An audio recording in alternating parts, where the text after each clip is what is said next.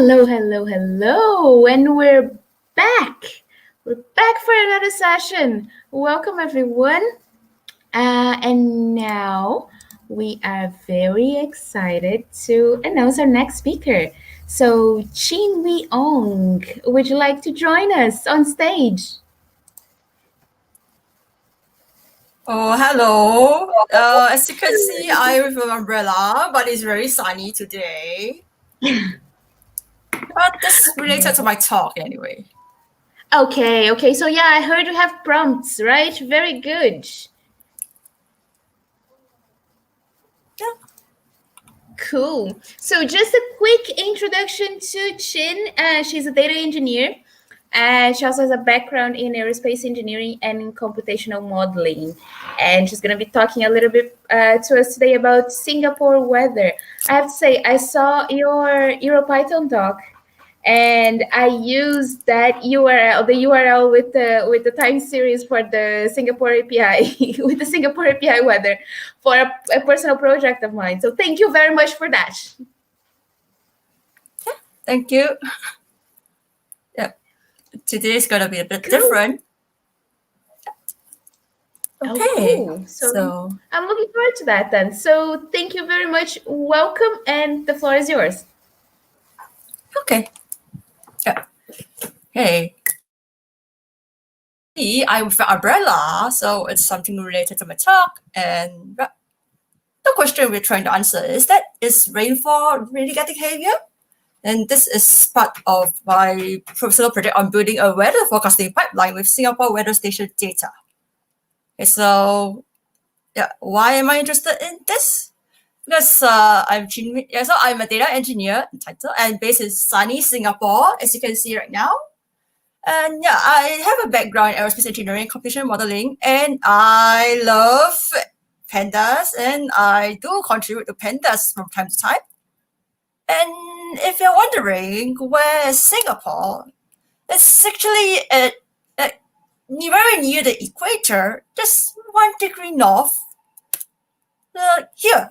So it's actually a country, not a province in China. So yeah, it's a tropical country where we do have our 4 seasons, which are either cold and rainy, which is during the northeast monsoon season, or it could be warm and dry. It could be really extremely hot, like I'm talking about 35, 36 degrees Celsius, or it could be really hot and stormy, which is the forecast for today.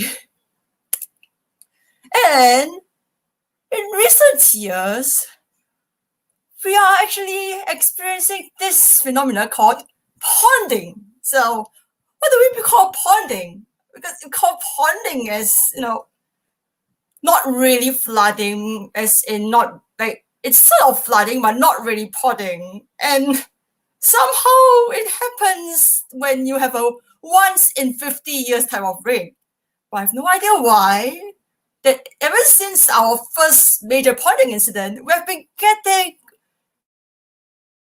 incidents more than once every year. So I think I have a lot of experience in once every 50 years flood. Yeah.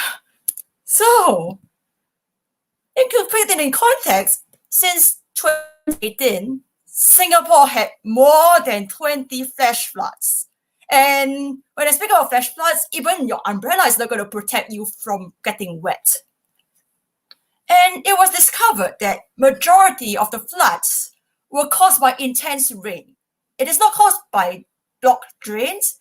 And Singapore actually already has a very good drainage system ever since the infamous Orchard Road ponding incident back in 2011. So this brings me to this question of, could we predict heavier rainfall with our weather data? But first up, we need to extract the weather data. We do have through data.gov.sg, which is an open data portal, which actually provides us with real-time API. And it is actually open government data that's available under Singapore Open Data License. And with the sensors, they actually provide almost minute-by-minute weather station readings. But usually the worst case is whereby they want to report the weather at the point of time. But if we want to scrap weather data for for example, the Changi weather station whereby our environment agency actually does their climate survey, and we need to scrap data from the API. So we look at the API, like how is it being used? We look at the request URL. We look at the schema, and then we notice that it's actually a nested JSON format. So we do need to do a little bit more of data manipulation in Pandas to sort of extract the data. So which is why I actually come up with my own script called scraping the meteorological data from the data.daf.sg APIs so that I can just keep running the script. And how I created that script is that I use the request library to send HTTP requests to the API so that I can get those data and then automate the scraping of the data from the API for a specific time period. And right now, what my script can support would be the typical weather readings like air temperature, rainfall, humidity, wind direction, wind speed, and I can actually scrape data for continuous time range and specific weather station. And when I was designing this script, I actually faced some slow connection problems, so I had to keep retrying, and I need to automate the retry script. Sometimes, like maybe on New Year's Day, nobody's working, and then you don't have data for that particular day. So I also need to take into account this problem because I need to return an empty data frame with the same column name as if they were data for a specific date. If not, it's going to give me an error message. And as for the nested JSON, what I did was I just extract the desired station and readings and then concatenate them back with a timestamp. Something like this. So when I try to pass my JSON output into Pandas, then I get this set of format, the nested JSON format.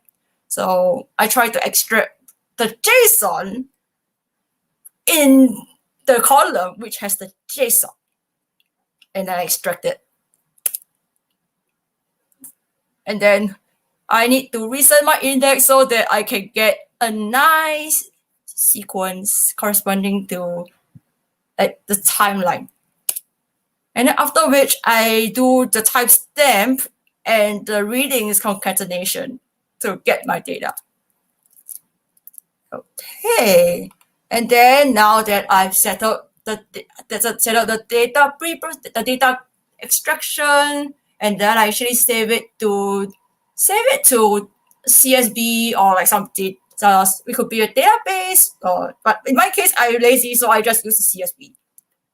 And with that, I managed to collect from the API data for above 4 years. So with that, which brings me to the main crux of this talk, which is Singapore rainfall data, a 4-year time series analysis, and hopefully a weather prediction pipeline. So for comparison with the official climate studies by the Singapore authorities, I chose the same weather station as what they did, which is the Changi weather station. And then analysis time frame is from 2nd December to 30th November, which is about 4 years. And before we conduct any time series analysis, we need to extract the trend and seasonality from the rainfall data, which in this case is by 5-minute intervals.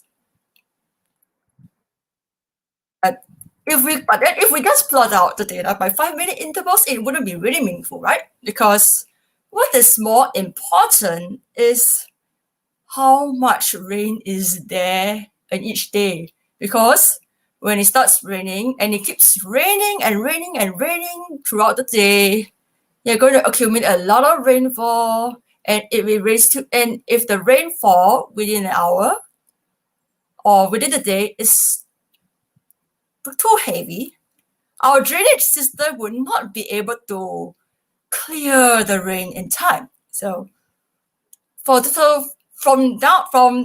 point onwards, we are going to be analyzing data that has been pre-processed, and it is taking into account like what's the total daily or it's total weekly or total monthly rainfall at a particular weather station.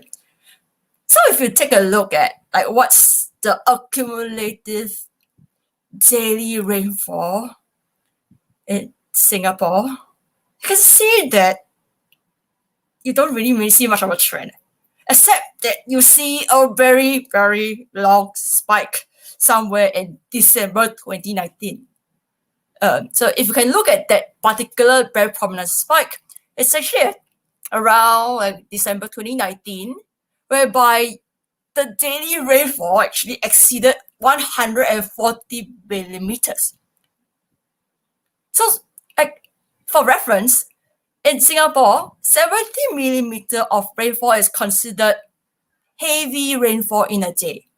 So can you imagine like double that of what is considered heavy rainfall? Insane, right? Now, what about the weekly sampling of rainfall, the total rainfall? So you can still see that huge, enormous, and abnormal spike at around December. And then you can also start to, but then if we ignore that spike, right, you can also see that, there are, you can see that, like, somewhere in 2018, you already see another abnormal spike. And it does seem that, 2017 seems okay. 2018, you see that it's getting heavier. 2019, you see that it's significantly heavier. So what's going to be the rainfall like this month? Oh, if we look at the monthly rainfall, then you start to see that something's not that right. Because so for some context, we have 4 seasons and it corresponds to our rainfall. So so if you take a look at, so remember this, and then you take a look at the monthly number of rain days, you start to see that, like, hey, how come in May 2020, I am getting more rainfall, and then I'm actually getting a lot more rain than in June. It's not monsoon. Well, but other than those anomalies, it does seem pretty normal, right? So so we decide that, well, let's give it a try. Let's see whether I can create a forecasting pipeline that can predict rainfall. So do you do that? I use the statsmodel.tsa. That's for time series analysis. And then before I determine whether I can conduct my prediction, I look at stationarity. I also look at the patterns, and then I also look at the autocorrelation. So those three factors are actually pretty important. So because if the time series is not stationary, then I don't think I can use my models. If I look at the time series and it's mainly white noise, then I'm predicting white noise. And if there's not much autocorrelation, then it affects which model I'm going to use. So, like for stationarity, right? I did a test, and then the time series is stationary, all good. And then I try to analyze the trend, the seasonality with a series of moving averages. Well, my attempt at looking at the seasonality wasn't too successful when I was looking at the 7-day rolling total rainfall. But it does seem that there's some trend and some seasonality when you look at the 30-day rolling total rainfall, right? So, okay, let's do a decomposition, But then when I took a closer look and I look at the time period from around October to January, which is usually our northeast monsoon season, you can see that, for the monsoon season between 2017 2018, it is actually higher compared with that from December 2018 to January 2019. But then, as I mentioned earlier, there is that abnormally high rainfall at December 2019. So is the rainfall going to be much higher or is it going to be lower? That's a question mark. In a sense, I can't really guess whether there's some seasonality, there's some trend. So I did a STL decomposition of the daily rainfall as well as the monthly rainfall. And it does seem that daily rainfall isn't that much of a seasonality. But I could see some seasonality and some trend for my monthly rainfall. So maybe, just maybe, I might have a chance at trying to predict the daily rainfall or monthly rainfall. But the problem is that what's more important? It's a daily rainfall which is more important, right? Compared with a monthly rainfall. Because I need to know how much drainage I need for the day. And then if I look at the autocorrelation of the daily rainfall, right?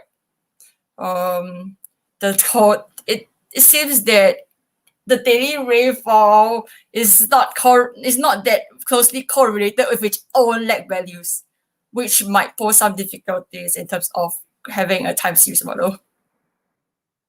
But then for monthly, it seems a bit more optimistic, but still it doesn't really meet my objective. So just to recap, could we predict heavier rainfall with the weather data? With those information, I decided to give it a try using ARIMA because when I look at the moving averages, there seem to be some trend, there seems to be a bit of seasonality, and it's not that. And although the auto regression, although like when I look at the auto correlation, like it's a bit low, but at least it's not very low. So I decided to try it out with ARIMA models, and before we apply it to predict for a time period, like let's say 60 days, we need to apply rolling forecast technique on the time series forecasting model, and then with that we try to optimize the model with mean square error. In this case, I use a root mean square error. And then with the optimized order parameters, I use that to run a rolling forecast for the next 60 days, or it could be the next 12 months. But in this case, I'm just going to focus on the daily forecast. And I try to run daily forecasts with ARIMA. It seems that the predicted value is significantly lower compared with the observed values in the past few months. And I'm already using the most optimized ARIMA model. So to look at the result was a little disappointing. Looking at the forecasting for the monthly rainfall, the optimized model for ARIMA, it does seem a little bit more promising. Besides the fact that the predicted value for December 2019 was significantly lower compared to what was observed. And that corresponds with the month whereby it had the highest rainfall on record in the month. So in short, some key takeaways from this exploration is that with climate change, it seems that the rainfall patterns are actually becoming more extreme and hence making it more challenging to predict. As we recall, we had the highest rainfall on record in December 2019, and it corresponds with the northeast monsoon season. But besides that anomalous data point, we also had higher than expected rainfall in a non-monsoon month, and that corresponds with an earlier than expected monsoon. This might imply that our seasons might be changing, and our rainfall our rain season may actually be coming earlier than usual. And while this exploration is using many ARIMA models, but when we look at the time series analysis, it seemed that rainfall data from the weather station and ARIMA may not be sufficient enough to predict more erratic spikes in daily rainfall. And even if we were to try like other more sophisticated models, like maybe like deep learning models, we may still not be able to predict those highly erratic spikes that accurately, especially for the daily rainfall, due to the relatively low autocorrelation and also not much seasonality to begin with. And with that, I guess I have to be resigned to yet another once in 50-year flood in goodness knows when. Yeah. And yeah, thank you. And yeah, feel free to reach out to me via this social media platforms, and you could also check out my API scraping project on GitHub. Thank you. That was so awesome. Thank you so much. Yes, it was really, really interesting. Let's see, do we have any questions on this stream? Any questions on YouTube?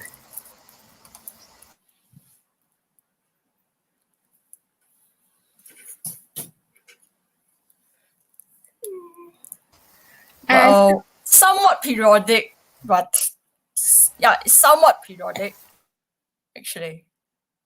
Okay, so yeah, the question is if there is a bar chart showing periodic behavior. Well, it's almost periodic. Like, well, besides like a bit of shift in like this year's statistics. But otherwise, it's mostly periodic, mostly seasonal.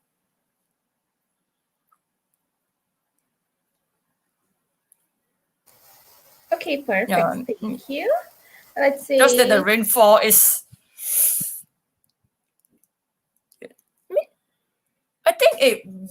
I mean, in terms of more data, right?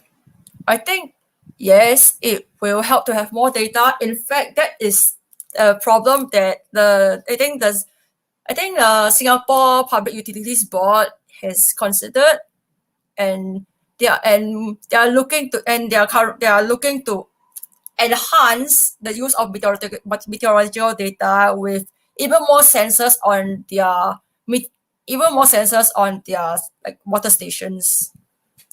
Yeah, I think they are still trying to resolve the problem with more sensors and like more efforts on data analytics to predict and forecast like heavier rains.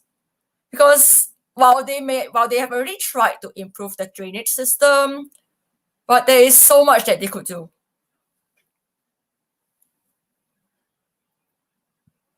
Yeah, there's only so much that they could do. They can't keep digging drains forever. Okay, Perfect. Thank you. So I have a question for you then. So for the newbies in Python and for the newbies around that they're looking for to start on as a data engineer, would you have any advice for them? Oh, data engineer? Well, I think, I mean, yeah. So data engineer seem to be the not, I mean, people think a lot about data scientists, but then they don't really think a lot about data engineers. And then they think that, data analysts are somewhere here and there, but like for data engineering, right, I think some tips would be like you really have to get your hands dirty. Yeah. Like really dirty. So because data is always dirty. So In it a also sense helps that to have it need a lot of patience and a lot of and you also need to put in a lot of effort to catch up on what are the latest technologies and also keep up with the coding. So coming from because I come from a relative like a technical background, but my CS is not computer science. So I also had a lot of learning to do to be able to progress as a data engineer.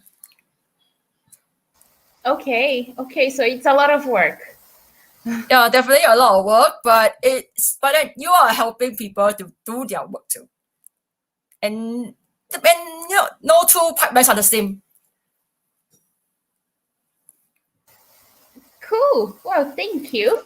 So yeah, Martin is in the comments as well saying that there was a very interesting talk and he hopes his disasters can be prevented somehow. So thank The you, good Chin. news is there was less flash floods last year. The bad news is that we still have flash floods this year. And we have monsoon right now, so I'm hoping that I don't get stuck in one of those flash floods. Yeah, we hope so too. Well, thank you very, very much. We hope you're enjoying Pyjamas. Thank you. And we see you soon for your next talk, right? Because you're this awesome. Thank you. Okay, see you later. Bye. Cool. So now a quick word for our sponsors, and then we will be right back with some more talks for you.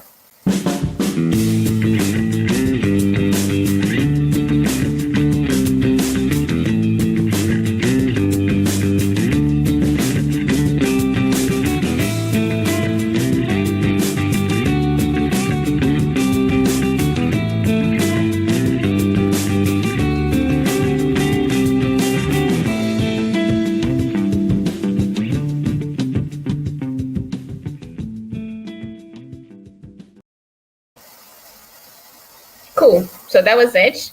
Then I think we can put our countdown for 3 minutes, maybe 1 minute. I'm not sure. Let's see. Who is there with us? Who is on the YouTube channel? Say hello. Where are you watching from? Let's see what we have here. Well, I know we have Martin. It's a bit late for him as well, but well, thank you for sticking with us. And Cheuk is here as well. Hello. Laura is here as well. Hey. And Lauren is also here. Hello. Welcome. So in Discord, actually, there are folks from Hong Kong. We'll be chatting there. So now is the time for the East Asian in general, APAC, people to come on, join. Yeah. So if you are joining in from Vancouver, so America's times. still awake. Yep. Good. Yeah. So It's 2 a.m. for Martin, it looks like. Yeah. I can't sleep. I'm a night owl, so I'm still excited. And Lais is gone. So Laura, so you are calling from Vancouver. So how do you hear about us? Because you just approach us. Like, where do you hear about us? I heard from Lais at JupyterCon this year.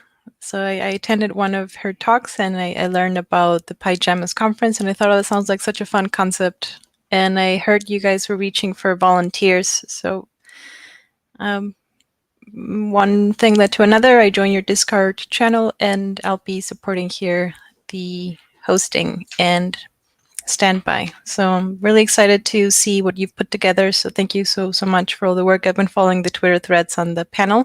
I couldn't attend the panel because it was 2 a.m. and I'm doing my best to get my full hours of sleep. But yeah, that's how I ended up here. Yeah, that's amazing. Like, I wasn't expecting people would approach it, because like it's a very difficult process, right? Like you see the announcement and thing, but like you have to take an extra step. Instead of your friend asked you to do it, you have to take an extra step to step up. I think it's really appreciate that. And yeah, this is really good. And so far, do you like the conference? What do you think about? Yeah, it's been great. The talks have been awesome. I like the chill environment. This has been awesome. Yeah. And it's great to hear the different. Sorry, go ahead. No, go ahead. Yeah, it's great to see the different things people are putting forward, from applications in Python or apps, and simply how to use Python to do a series analysis, like what Chin brought forward. Yeah, it's always good. That's why I enjoy Python conference, because because Python is used everywhere. It's like not just used for one application. So the diversity of the talk could be amazing. So I am really like, that's why I enjoy Python conference so much. And I hope, I hope people are feeling the same. And also it's super cozy. Actually the idea of going online started even before the COVID happened. So it wasn't a norm at the time, and we just think that it is doable, and is something that, like, we open a door for people who don't want to travel, who want to do that at home. Maybe they have kids, they can't travel, then that would be a good option for them. So I know that sometimes when organizing events, there's planning with a year in advance, and so I wasn't sure if this was originally planned to be an in-person conference, and then you decided, well, we'll move online, or if it was conceived and planned online from the beginning. Well, it's planned online already from the beginning. Actually, the idea was born in a conference when I was having a chat with a bunch of friends, and one of one of the person who, like, in the conversation, he brought it back to Brazil. So actually last year there was also Pyjamas Conf that is kind of localized to Brazilian attendees. So it's in Portuguese, but it's online. The concept is always the same. It's going to be online. And so yeah, like that's why this year when I started planning it, it was maybe in January. So COVID wasn't that crazy, or like, and I wasn't expecting all the conference will be online, but I think there's like good and bad, right? The good thing is that, like, because I also involved in other conference, I learned so much from organizing the other conference. But the downside would be like, oh, it just make us less special. But I think that after today, I see that actually it doesn't matter. Like, I still enjoy it as much as anything. Like, I really like. Yeah. Yeah, we had something like that happen. Yeah, we had like something like that happen earlier this year. So as part of a local Vancouver event, was co-organized by Pi Ladies Vancouver and Our Ladies Vancouver. We were planning on hosting an in-person hackathon with a focus on supporting members of minorities, and then we had been planning since September the year before, and we were ready to launch. We hadn't spent any money on catering yet, when we started getting signals that it was escalating quite quickly in terms of lockdowns, and we had to make the decision to move online. We moved our event to September, and I agree, it's not quite the same from in person to online, but it is just as satisfying. I remember at the end of the day, we all felt like we were on some kind of space mission, like, oh, we did it, it's done. Yeah. Yeah, I think that's so true, and I that's why I keep hooked. I can't just sit back and relax. I just want to do more. So yeah, I'm so glad that you enjoy it, and really hope that we would have another one next year, and hopefully you'll still be on board with us. Happy to. So Yeah. yeah, so I think Lais is ready to play the next talk. And Lais, do you want to come back in and introduce us the next talk? Oh, okay, the talk jump in first. Okay. So, oh, you're muted, Lais. Yes, sorry about that. So yes, the talk did jump in first. We have now Tommy Adams talking about smarter defect creation through machine learning. And thank you very much, Laura, for all your help and for volunteering with us as well. It's our pleasure to have you here. Cool. So let's go. Talk time.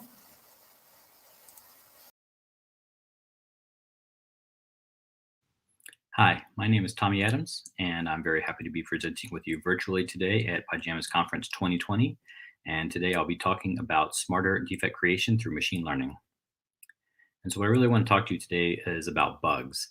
And whether you call them bugs or defects or issues, they're most likely the most important output and metric for your QA organization.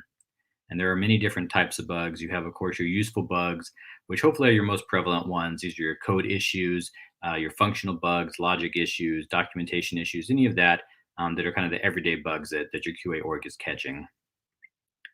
You also have your cool bugs. These are more of your corner cases that you might catch through your chaos testing or your artistic testing. These are a little bit more unique and a little bit more interesting, but hopefully not too prevalent in your organization or in your products. And then, of course, you have your scary bugs. These are the bugs that you catch usually just weeks before release. They're the ones that will stop shipment on your product, crash the whole production server, and critical situations you find out in the field. And so our engineering organization, our test organization, has been engineering what we hope to be the next evolution of bug. And that's the smarter bug. And smarter here is a very broad term. It can mean a lot of different things to a lot of different teams and organizations. And you're probably already doing several of these things. You can make bugs smarter by doing better data collection for debug, by automating the bug generation process, by standardizing the format and the content for some advanced analytics. Our test organization specifically was looking at how we could use machine learning and natural language processing to make our bugs even smarter. And so this effort actually started a few years ago where we noticed a pattern in our defects. We were increasing the number of defects that we were actually catching in our test cycles, but we weren't actually seeing an increase in the quality in the field. And a general rule of thumb for test is that more defects is good. The more you catch in the test organization are, the less that make it out to the field. But when we were saying that we were increasing the number of defects that we were opening up, but not actually seeing that increase in the field, we thought that there may be some underlying problem there. And so what we did was to take a deep dive into our defects. Over 3 product releases, we looked at just over 4,600 defects for GA1, GA2, and GA 2.2 of one of our latest power products. And some of the numbers kind of surprised us with what we found. Nearly a third of our defects were actually found to be duplicates.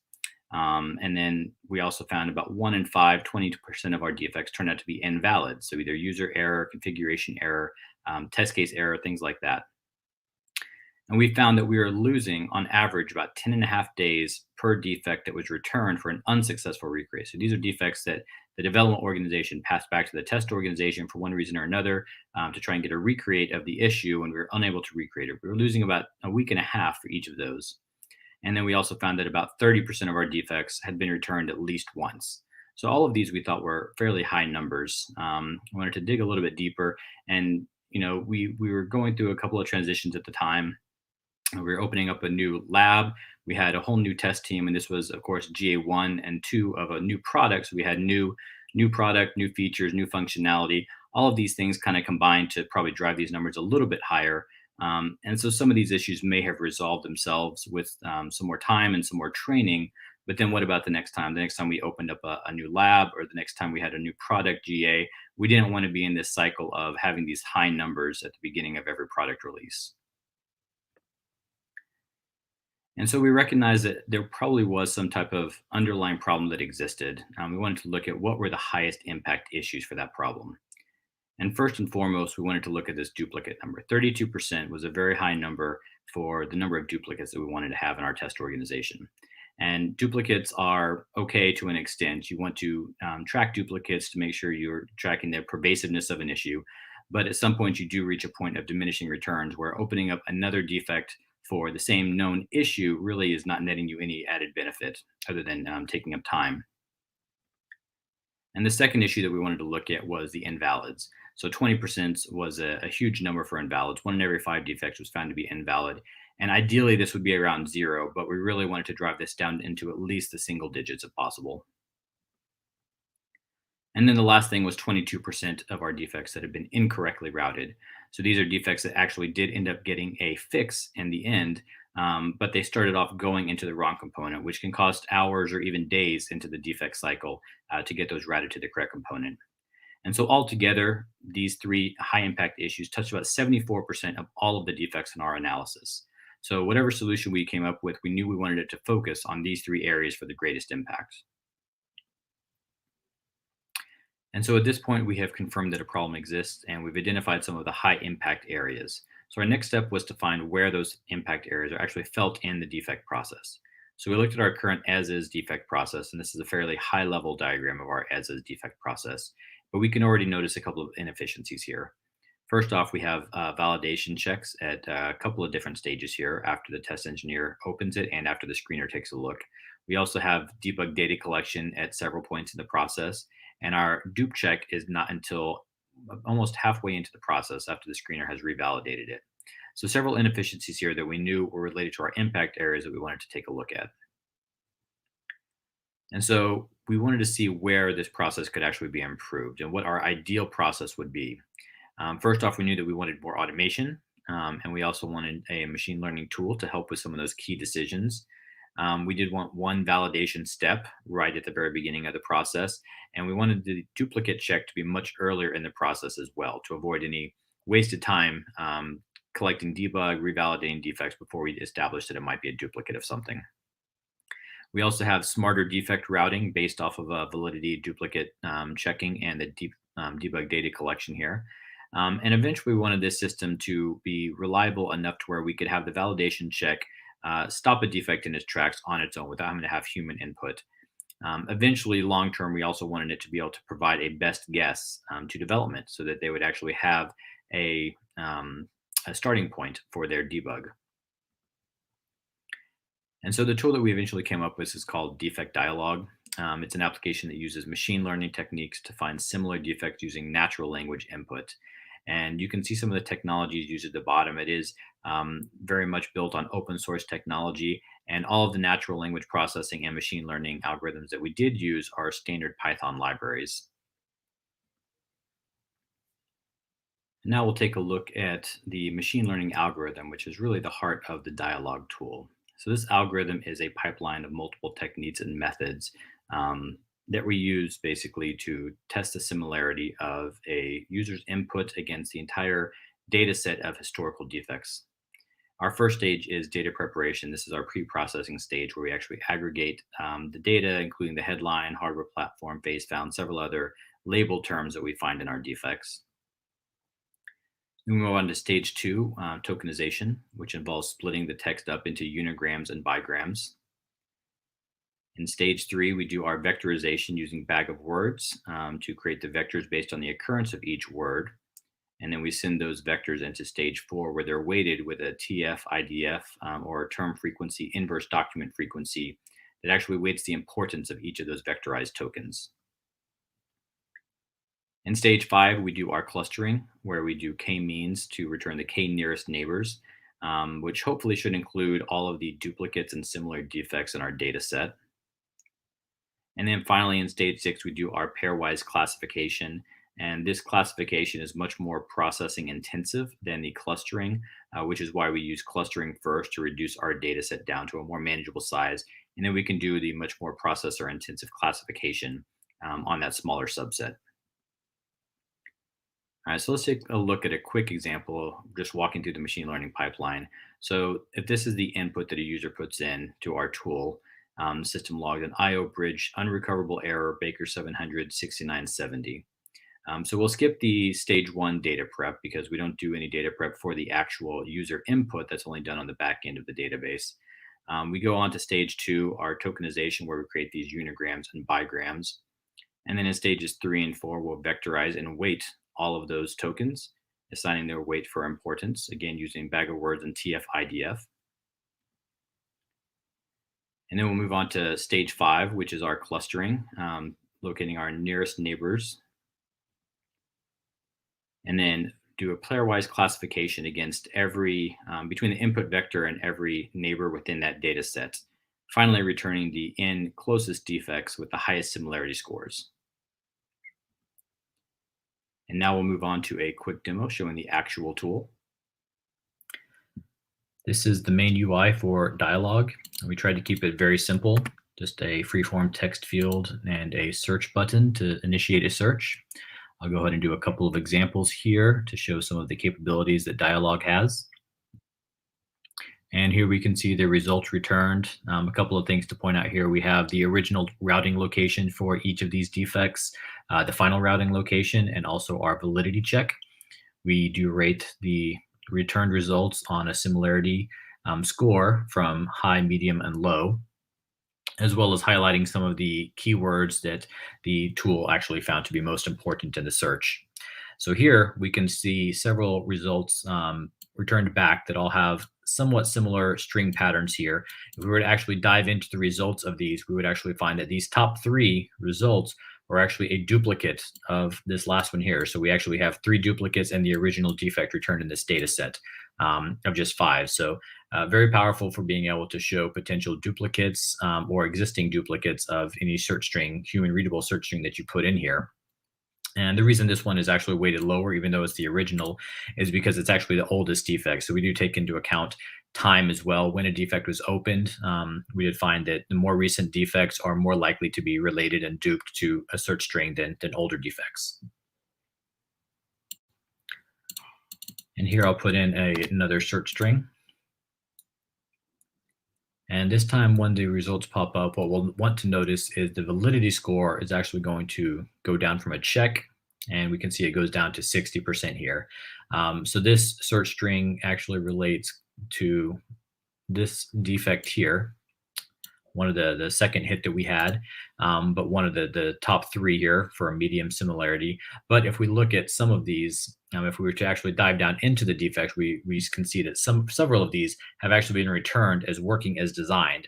So when we put in a similar search string here, we want to tell the user that there is a chance that this might actually be a valid defect. And maybe it's working as designed or some type of user error, and maybe go back and check your configuration before actually opening up that defect.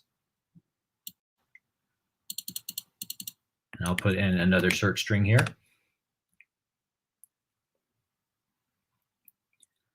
And for this one, what we're going to highlight is the ability for the user to actually go in and change the weightings of some of these tokens that are generated by the tool. So in here, this search string is going to go in and vectorize this search string and determine what it thinks to be the most important tokens in this tool. So here we have remote restart, RR operation. We have these SRCs that have been highlighted, and you can see that this is the actual defect that I pulled that string from, and its similarity is high. But what if we actually wanted to say that we want to focus on the SRC? We can actually go in here, and this is a listing of all the tokens that we've so far put into the tool. We can choose that token. We can adjust the weight. If everything defaults to a 1, you can adjust that up to a 2. Maybe we want to de-emphasize this remote restart operation. So we find that token, RR operation, which is a bigram here. We'll reduce that to 0. And then we will redo our search results. And if you'll look, the search results, once they pop up, will actually shift around a little bit. So we'll de-emphasize the RR operation, and we will emphasize the SRC string that I highlighted. And you can see here the RR operation. This result is still the highest returned result, so it still has some more similarity than these other ones, but we have de-emphasized this token. It's no longer highlighted. And several of these other results that were no longer, were not first showing up are now appearing because they do have this emphasized SRC token that we gave a higher weighting to. And for our final search string, I'll put that in. For this, we're going to show some of the other options that you can change around. So we're going to look at date range. We default to 2 months, which is what our ClearQuest defaults to as well. And this tool is based off of ClearQuest data, even though we do have the ability to make it data agnostic and use Bugzilla or RTC data as well. But we base it off of ClearQuest, which has a 2-month default range. So you can see in the 2 months, we actually don't have very many strong hits. We have one high hit here just because it matches this double bigram LPAR virtual storage page, which we actually do have up here. So that's the most likely hit, but nothing matches exactly. But if we go and increase our date range out to 6 months, so we're looking at a much larger data set at this point. And when those new results pop up, this is actually an older defect. It's about 4 or 5 months old, I think. We'll actually see the result pop up for the actual original defect that's pulled from. And then so we see in the new hits, we have one high similarity match, which is much older, but it does match the entire search string now. So this is our original defect here. You also notice that the routing locations have changed. So that's one of the other advantages of Dialog, is that it gives you suggestions on where to route these defects. So we can see that of these 5 results that we returned, 3 of them were routed originally to the screen team, but finally they were routed to GUI storage. So 3 out of 5 were routed to this eventual component. And so if we want to try to save some time, if we're pretty sure that we can rely on the final routing destination, we can actually open the defect straight to GUI storage, skip the screening component, and probably save a day or 2 off of the defect cycle. All right, so now that we've seen the actual Dialog tool in action, we'll go just a little bit over its value proposition. So we wanted to, again, develop a tool that hit some of those highest impact areas that we identified earlier as part of our analysis, and that looked at defects that remained unanswered before the release. So we found that in a general release, we had about 3,000 defects that were deferred and shipped out later on as service packs, and a little over 200 field defects that were reported post-shipment. So the Dialog's main value proposition is really reducing that 74% of our duplicates, invalids, and incorrectly routed defects, and increasing the unique and valid defects that are found in the test cycle. And this has a cascade effect on the number of defects that we actually have to defer and ship out of service packs, and the number of defects that are found out in the field. And a side effect of the smarter defect analysis is actually better time efficiency as well. So in a typical test cycle, it's usually front-loaded with basic testing and low-hanging defects towards the beginning of the cycle. And that's where you usually see a lot of duplicates and invalids that take time to resolve and return, even though they don't give you as much impact on the actual product. Dialog decreases that time spent on those defects and in the basic test phase, and opens up more time for advanced testing to catch the more complex, cool bugs, and hopefully some of those scary bugs too before they get released. And I want to go over just a couple of the things that worked in our tool development. So one thing was using just the bug summary or the headline for most of the pipeline.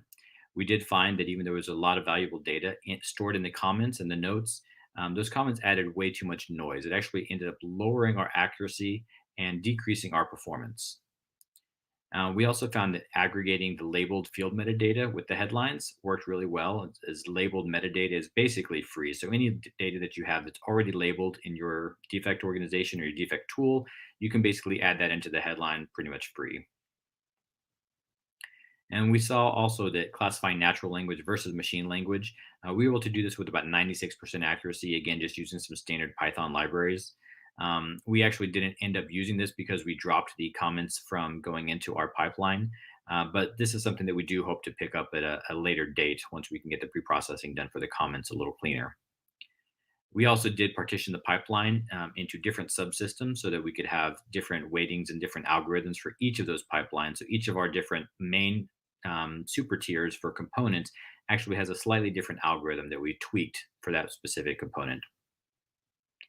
And then allowing the manual adjustments of the token weights, this actually resulted in a double-digit increase in our accuracy. So some things that didn't work for us, again, adding in those detailed bug comments too early into the pipeline. They created too much noise. They're too long to parse. They did not vectorize efficiently. And again, it just kind of created a very low accuracy and low performance. So for now, we're adding in the bug comments at the very end of the pipeline where we do some matching, but not until the classification step in stage 6. We also found that using anything larger than bigrams basically had an exponential increase in the model time. So we stuck with just unigrams and bigrams for our model. And then also the pure k-means clustering and pure pairwise classification. So we tried both approaches independently of each other and found that the clustering, although it was very quick, it gave you too large of a data set to return back to the user, and it did not filter down to the best and most accurate similar defects. And classification, on the other hand, gave us the most accurate results.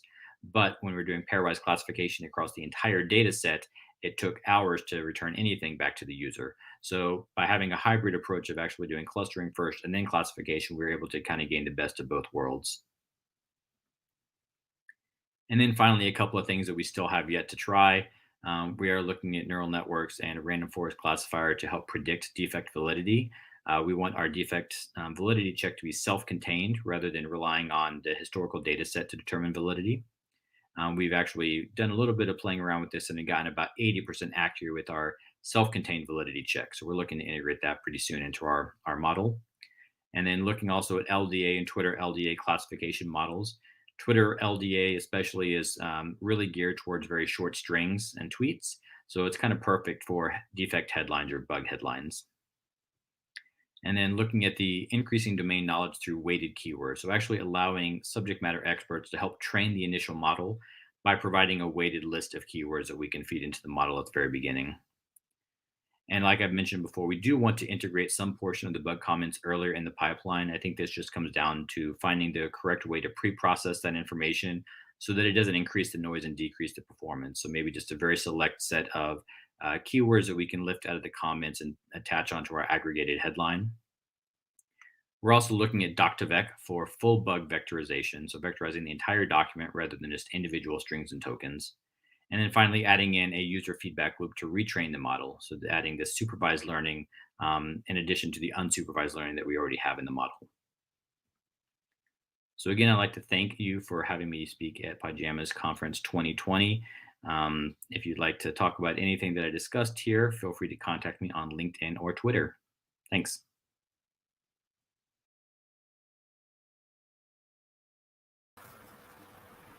Awesome. Very, very cool. So yes, that was Thomas. Thank you very much, Thomas, for your talk. I am not sure if he is waiting for us. And hello, Cheuk. Hello. I'm not sure if Thomas is waiting for us on Discord, but in any case, you're welcome to leave your questions there. And I'm pretty sure we're going to get around at some point. Yeah. Cool. Tell me, Cheuk, how's the conference for you so far? So far, I am starting to feel hungry and tired. How long have we been streaming? Oh my God, like we start at 8 a.m. for us. Yes, and it's 2 a.m. it's 1:30 for us. Yes. Can't do math right now. My brain is jelly. Yeah, but so the plan is we actually have another talk coming, but we can just maybe play some ads and then play the countdown so we can have some music and then we will start the next talk. How about that? Wonderful. So I will put the countdown for 3 minutes then. And we're going to go for a dance for 3 minutes because we all need to wake up. I mean, me and you. I like that music. Yeah. Yes. Lara is super awake still. Like it's such a great energy. It's such a great vibe to have around. What time is for you, Laura? 5:30 p.m. Okay. So I'm 8 hours behind. Okay. Mm-hmm. Yeah. So I can take over. You go grab a sandwich, grab a snack, take a nap. No, I'm fasting at night, so no, not for me. Okay. Oh no, I just had a pie. I just had a huge pie. Yeah. And yes. And Lais posted to us, like send a picture to me while she know that I can't eat. She sent a picture of a pie to me. That is so cruel. That is mean. That's my friend, you see. That is Oh mean. no! Well, at least you know what you get when you get into a friendship with me. It's meaningless. Pictures of pies. I mean, I don't mind that. I don't mind Yeah, pictures of we do. pies. We do have a program called Meet Pie before it, and Lais and I was doing that. And yeah, we stopped because obvious reason we are organizing this conference. So yeah, and many other things, because we were also doing Pi Data Global, and we're doing Humble Data workshops, and we're doing a few other stuff. Yeah, but Meet Pi was a lot of fun. It was actually our personal podcast. Ooh. yeah. So I think podcast is another endeavor that I started from since the pandemic, because I always found people doing podcasts super cool. I watched quite a lot of them, and but I never have the motivation because I was traveling so much, and it's difficult to have the gear with you all the time when you travel. But now since I'm grounded. So I decided, okay, I would do all the things that I always want to do, like streaming, podcasts, all these things. And I got myself but I have to fight to get a webcam. At that time, everybody was working from home, so everybody's buying a webcam. So it's so difficult to buy a webcam at the time. It's like toilet paper. It's like, what? I understand toilet paper, but webcam, come on, You just need one. You need to Yeah. afford on webcams. And you won't, you don't have to replace it, right? Toilet paper you have to replace. I don't know really. But You mean buy more, right? Yeah, okay. yeah, I don't know. You have to replace your camera each month. Yeah, So no. how often do you push the podcast episodes? The podcast, it was very hardworking. We was doing each week, but I think that is not. It's because we are both. We both have our life. We are not a full-time YouTuber, so it would be too much. So I think maybe once per month when we started again, maybe once per month. So, but if people are interested, they can actually find it on. I think we post it on Anchor or something. So actually, it's a proper podcast. So if it's just audio only, you can find us on Snoopify, find us on all these platforms. I forgot. What was the other one? Maybe Apple. Not We Apple. have Dev. We have an account on Dev where you can get the videos. We have all the videos as well on Cheuk's personal website. So it's cheuk.dev. The actual podcasts are in Anchor, yes, indeed, and they're also published on Dev. And well, if you really, really, really, really, really want to see it, I will post the link on Discord. Okay. For everyone. Okay. Sounds great. Thank you. Yeah. And if we started, I think we need to interview Laura. I think so. I think Laura should be the first interview of the next season. I'm game for that. Yeah. I'm game for that. That's great. Yes. Very good. Planned it. Good. Okay. So yeah, I think we really love chatting, but I think I think if we keep on chatting, it will be no talks at all. So I think we should play the talk and then chat after. Otherwise, there will be no talk. Yep, so we can do that. We can do that. We've been doing hours and hours of just chatting. So let's do this then. So the next talk is named 3 Things Our Professionals Need to Know About Privacy, given by Donata Kalnenaite. And I'm really sorry. I apologize in advance if I messed up the pronunciation of your name. I'm sorry. But let's go for the talk.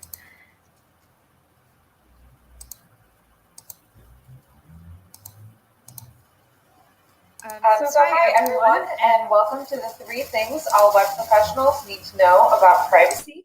My name is Donata Skillward, and I will be your guide into the world of privacy today.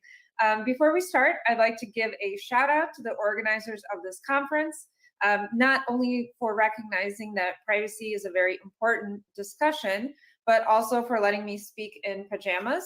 I have never been this comfortable at a conference before, so that's a really great choice that they made. Thank you so much for doing that.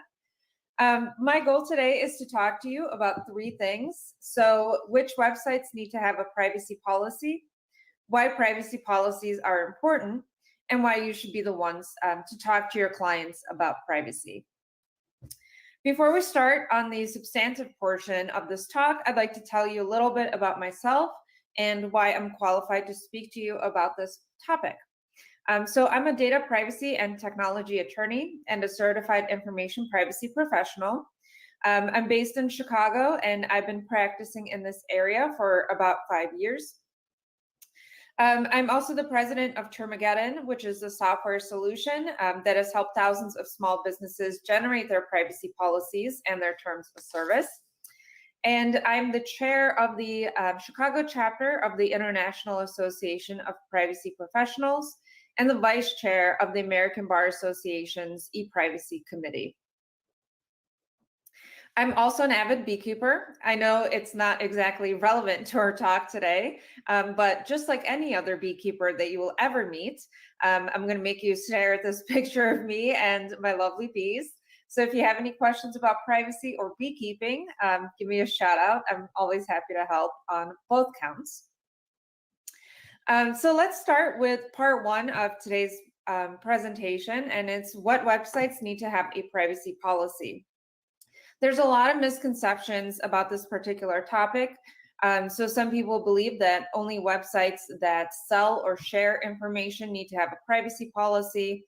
Others believe that a privacy policy is necessary for e-commerce websites only, and that's simply not true. So in the first part of our discussion, we'll talk about what websites need to have a privacy policy so that you can quickly recognize whether or not you need one. So since I'm a lawyer, I had to get one definition into this presentation, but I think it's a very important one, and that's personally identifiable information, otherwise referred to as PII. And PII is any data that could identify someone. So for example, PII will include name, email, phone number, or physical address. And any website that collects PII, that has a contact form, collects PII. So that's the one thing to keep in mind. If you're building a website that has a contact form, that website is collecting PII. And websites usually will collect PII via contact forms, email newsletter sign-up forms, or analytics. So those are things to keep an eye out for. If you remember nothing else from my talk today, please remember this: any website that collects PII needs to have a privacy policy.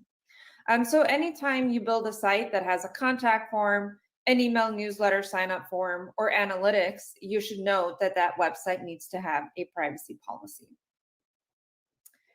All right, so now we're on to part 2. Why does PII collection matter? If you look back a few years, privacy really wasn't a very big deal. You took some template or copied a competitor's privacy policy, slapped it on a website, and it never saw the light of day again. I'm sure a lot of people that have been in the web design business for 5 to 10 years will really remember this time. Then in 2018, the Cambridge Analytica scandal broke, and that scandal really changed privacy for forever, I guess. That scandal exposed to consumers how easily their PII can be collected and used without their permission. And consumers quite understandably felt violated and started pressuring legislators to propose and pass privacy laws. Privacy laws regulate the collection and use of PII.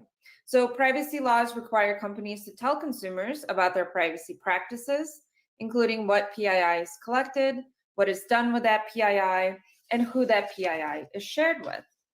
Now, to be clear, there are a lot more disclosures that these laws require. These are just the main ones. So privacy laws have a lot of additional disclosures that they require. So for example, how can consumers exercise their privacy rights, what privacy rights they have. Some laws will require you to disclose a toll-free phone number, while others require you to disclose just an email. So it really depends on what laws you need to comply with. That's what your privacy policy will say. And these required disclosures are made in the privacy policy. So the privacy policy is essentially a document that talks about your privacy practices, and it also includes all of the disclosures required by privacy laws. Now, there are quite a few privacy laws in place that regulate the collection of PII. So we have 2 in California, 1 in Nevada, 1 in Delaware, 1 in the European Union, 1 in Canada, and 1 in Australia. I won't really bore you with too many details of what these privacy laws say, but here's what you need to know. Privacy laws protect consumers and not businesses. So if your website can collect the PII of anyone from any location, if you have customers in one of these states or countries, or if you're tracking users with analytics, you may need to comply with 1 or more of these privacy laws. So let's take a good example. The California Online Privacy and Protection Act of 2003, also referred to as CalOPA. This law will apply to any website that collects the PII of California residents. Since consumers can submit their PII to a contact form, regardless of where they're located, CalOPA will apply to virtually every modern website. Therefore, it doesn't really matter where you are located for these privacy laws to apply to you. Same thing with the Delaware Online Privacy Protection Act that will apply to any website that collects the PII of Delaware residents. And again, that's pretty much any website, right? The General Data Protection Regulation, which is the privacy law that protects the PII of European Union consumers, can apply to businesses that are located outside of the European Union as well. So again, these privacy laws don't apply just based on where you are physically located as the business owner, as the website owner. What really matters is where you, whose personal information you're collecting, where your customers reside, and who you're tracking online. So those are the things that are very important to remember. Now, remember when I said that consumers are pressuring governments to propose and pass privacy laws. Currently, there are 23 proposed privacy bills in the United States. So while all of these are different, I'd like to highlight some similarities. The chart that you see here on the slides right now is a privacy bill tracker that tracks all of the current privacy bills in the US. So all of these bills would apply outside of the states in which they're passed. So if New York passes their privacy law, you can be required to comply with that, even if you're located, for example, in Illinois. All of these bills would require certain websites to have a privacy policy that makes very specific disclosures. So this means that you might be required to have a privacy policy, and you need to make sure that that privacy policy matches up well with the disclosures that the privacy law requires you to make. All of these would impose heavy fines for noncompliance, and some of these would even allow consumers to sue businesses for noncompliance. If any of you have kept track of the Americans with Disabilities Act lawsuits that a lot of websites are being subject to, you'll know that once consumers can sue businesses directly, you see an explosion of lawsuits. So that's something that we're anticipating as well. And finally, these privacy bills will provide certain rights to consumers. So for example, the right to access the PII that you hold about them, the right to correct PII that you have about them that might be incorrect, the right to restrict processing, so you could process PII for some reasons, but not for others. So for example, you could process PII to fulfill an order, but you couldn't use it to market to that person to make further purchases. The right to opt out, so the right to opt out of the sale of their PII. Opt-in consent required, that essentially would mean that a consumer has to opt in to have their PII collected. That's a big deal in the European Union, and some states are actually proposing this as well.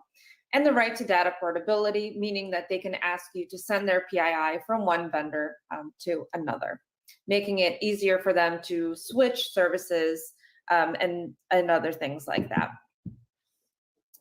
So essentially what this means is that you not only need to have a privacy policy that is compliant today, but you also need to have a strategy for keeping it up to date with the privacy laws of tomorrow.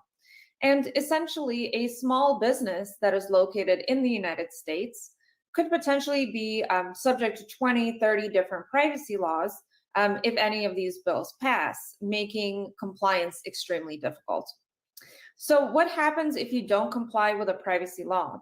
Privacy laws impose heavy fines for noncompliance, which can range from $2,500 per violation to 20 million euros or more. Now, when I say per violation, that actually means per website visitor whose privacy rights you infringed upon. So you can see that even if you have 100 website visitors per month, that can really add up to a large fine, because the fine would be calculated as 2,500 times 100. So these fines are really no joke, and we have seen small businesses get fined as well as large businesses. So when it comes to the news, obviously you'll see the Googles and the Facebooks being fined for multi-million-dollar lawsuits.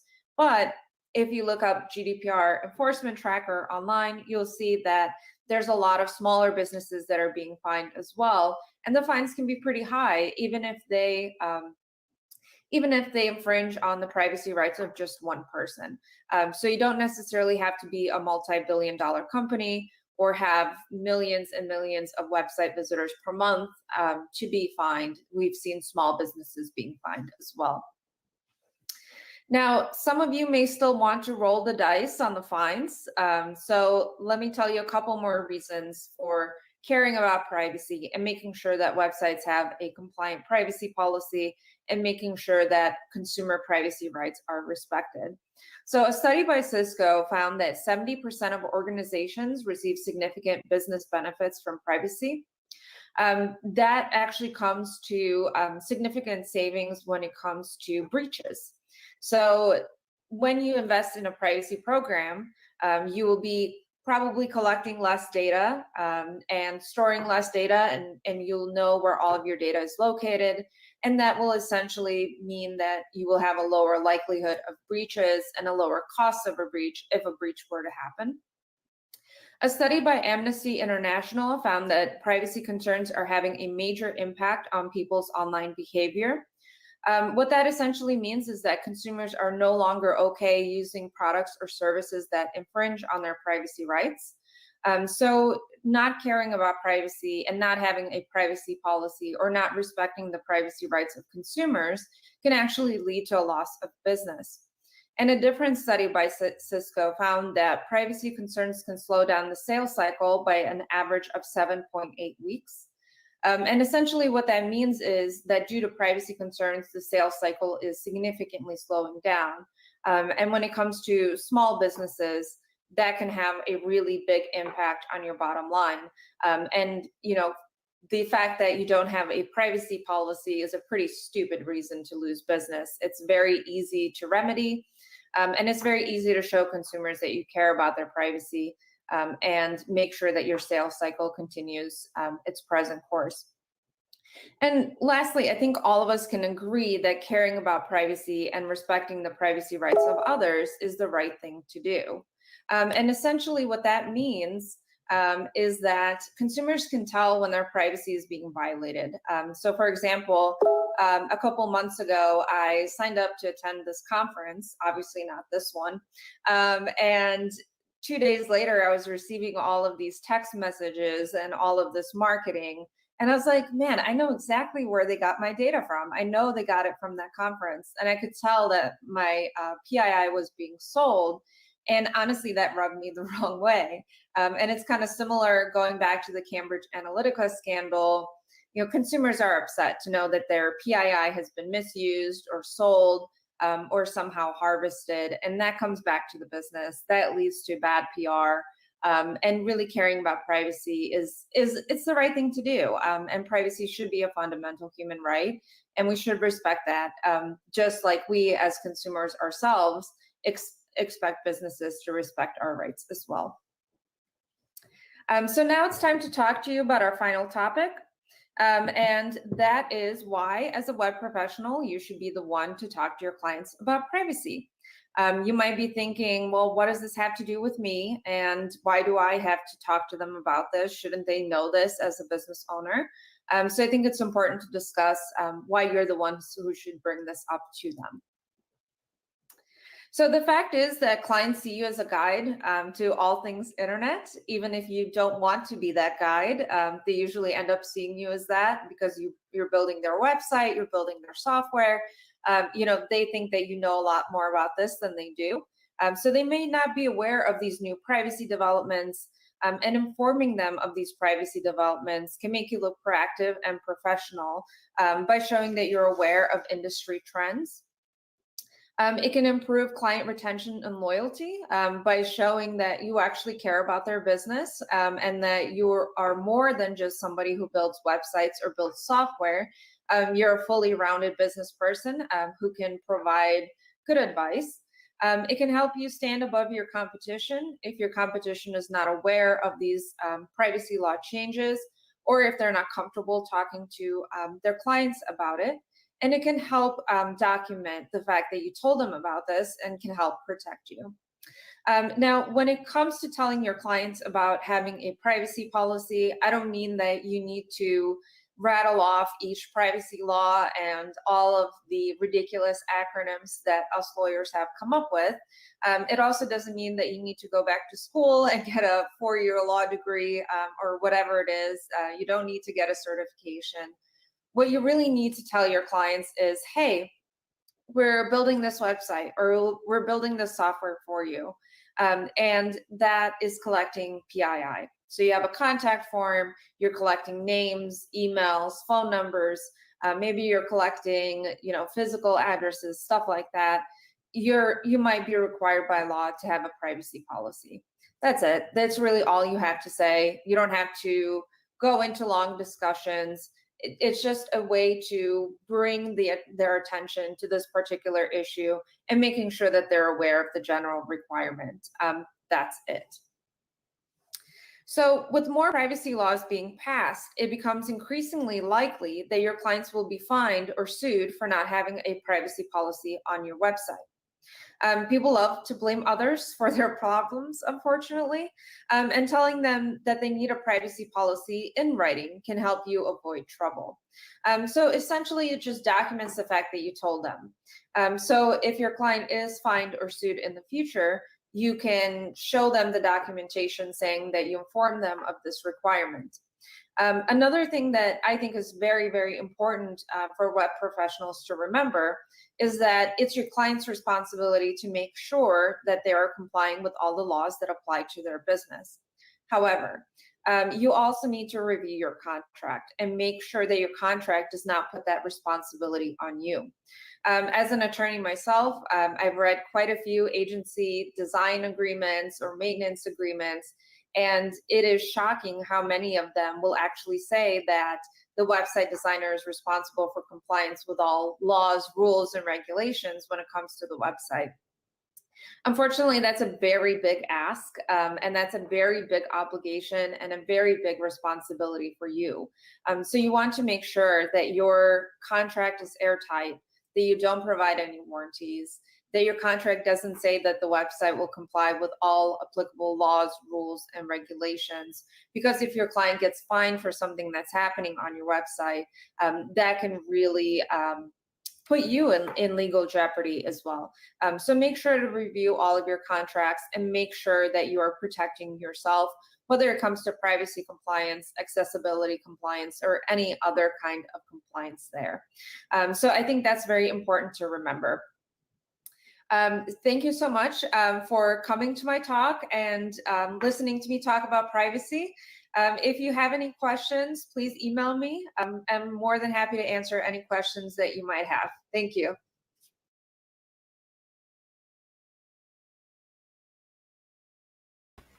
Okay, well, that was a wonderful talk.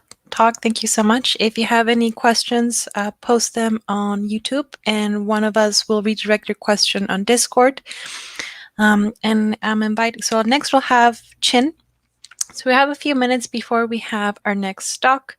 So I'll go ahead and play our ad, and then we'll see you in a bit.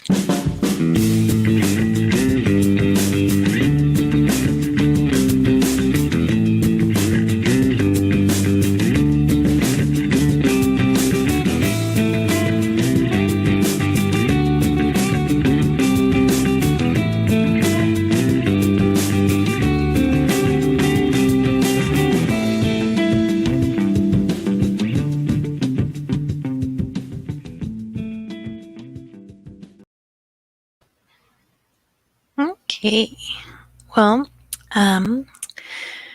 as I mentioned previously, we're going to have Chin, who will speak to us about seeing data in multiple dimensions. I'll wait another 5 minutes before I bring her to the live stream, so you can take this as an opportunity to go grab some water, drink some hot chocolate, relax for a bit. And I will see you in about 5 minutes. I'll play some music for you on the meantime.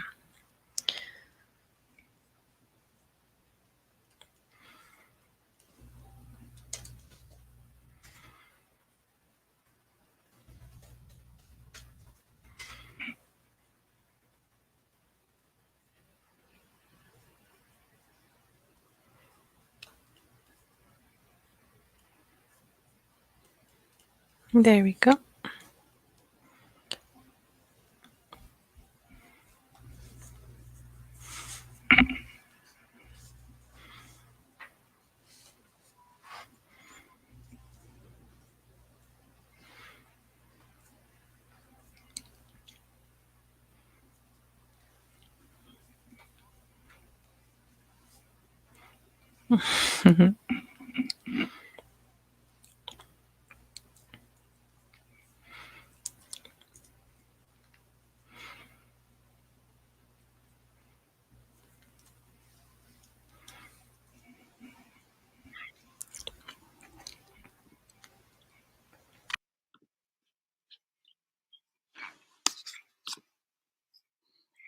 Okay, hi.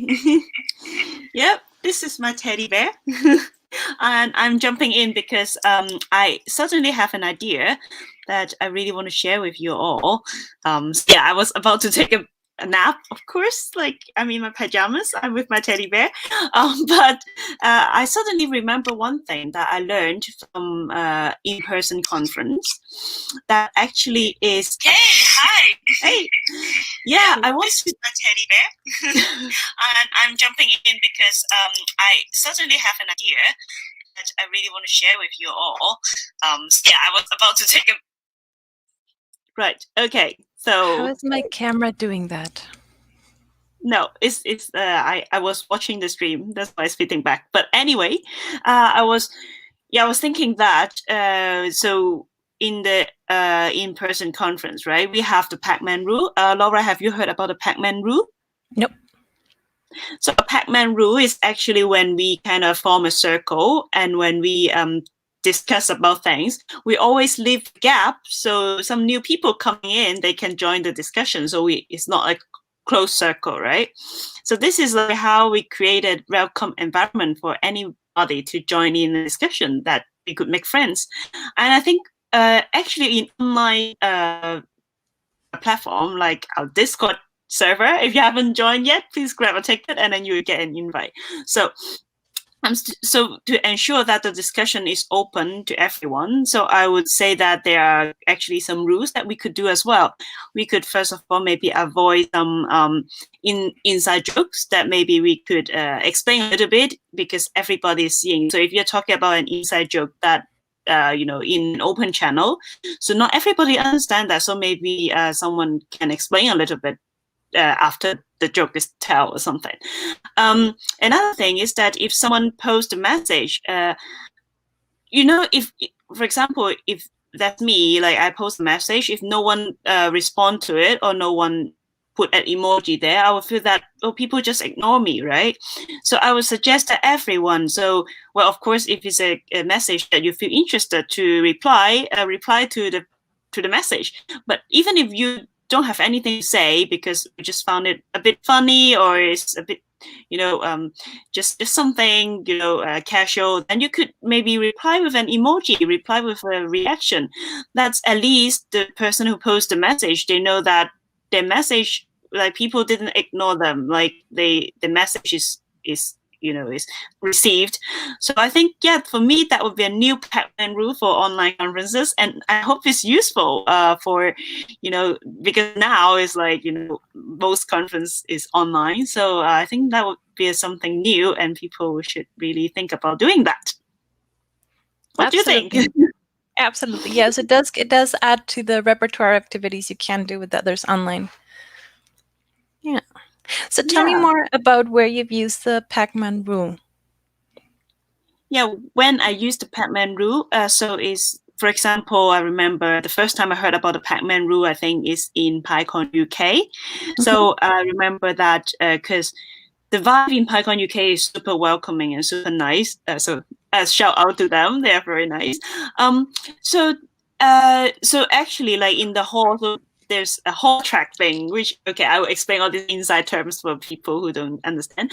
So what a hall track is that usually in an in-person conference, we'll have different room, and for each room there will be a talks going on, right? So we have multi-track. So but some people, they decided to not go to any talks, but they would just stay in the hallway and chat to people. So that's called a hallway track.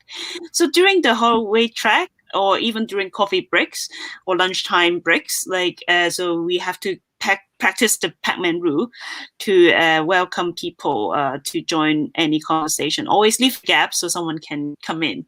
So the circle will get bigger and bigger, and it's amazing. And yeah, so let's see if Chin is here. I know that our backstage is getting more and more crowded because we have lots of hosts. We have a lot of people in the backstage. So Chin, can you give us a sign if you're here, please? Okay, so yeah, because Chin just gave a talk earlier, so maybe she needs some time to reset the equipment. I think, oh, hey, Chin, are you ready? Yeah, maybe she needs a little bit of time to get the setup. That sounds good. So let's give Chin a bit of time. Okay, so yeah, so during the hallway track, we'll do the Pac-Man rule, and also, so I think for online events, any channel, for example, we have our social channel, we have our general chat, we also have some discussion channels. If you join Discord server, then you will see those channels, and you could actually please be aware that, make sure everyone is welcome to talk about things. And so they put a message, then there's at least some positive emoji response to it. So people feel that they're welcome to express what they think. So yeah. I really like when people post, there's channels for memes or comic books. I think it's a good chance to learn about art and other fun stuff that people do while not working. One of my favorite Slack or Discord channels was take a picture of your workstation. And so some people get very creative and they want to show you there's different interpretations I've seen to this. One is, what does your desktop look like? So you'll see people's applications, but for others it's more like physical. This is what my desk looked like with my cat, with my cup of coffee. Yeah, I think that's super cute. It looks like Chin is here. So Chin, I'll bring you up to the stage. And I'm going to go ahead and add your presentation and do an introduction. So Chin, you had a chance to speak with us earlier today. You talked about using data series to visualize the impact of brain. In this case, we're gonna learn more about seeing data in multiple dimensions. We're gonna talk about hierarchical indexing with pandas and how to visualize them. So I'll let you take over. Awesome. Okay. So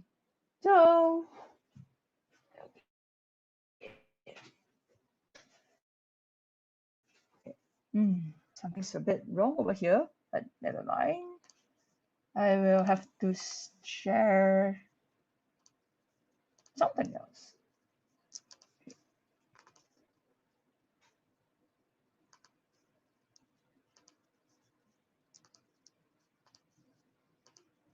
And I can jump in and provide support. Yeah. Let me know if there's... Okay, I see your slideshow. So I like your slideshow. Is that the right one? But it's not being, well, it's supposed to be, but somehow, okay, it's not very stable, so I might need to try using my... Okay, let me know and I'm happy to help. Okay, let's see, because well, the infamous my Wi-Fi is breaking down is happening again. It's a classic problem. It's right when you're about to give a presentation. Is this the right one? Yeah. Yes, it's the right one. You ready to take over? Okay, awesome. Yes. Okay, awesome. The floor is yours. Okay, so hello there. As you can see, it's very sunny right now, and that means that we can get to see more things in multiple dimensions. So, yeah. So, in Pandas, right, we do have indexing, and then usually we have a lot of data in multiple dimensions everywhere. So let's see how data in multiple dimensions and how do we visualize them. Okay, so about myself, okay, I am based in Singapore and I do quite a bit of computational modeling stuff, so which is where I get my visualization skills from. Not really visualization, but more of I can visualize things more. And very relevant to this talk is that I so quite a lot of pandas, and because I use quite a lot of pandas, I do contribute back to pandas headers and like once in a while. And it's a way of giving back before the whole pandemic and all. I actually volunteer as a mentor at Big Data X, whereby we build up data engineering skills.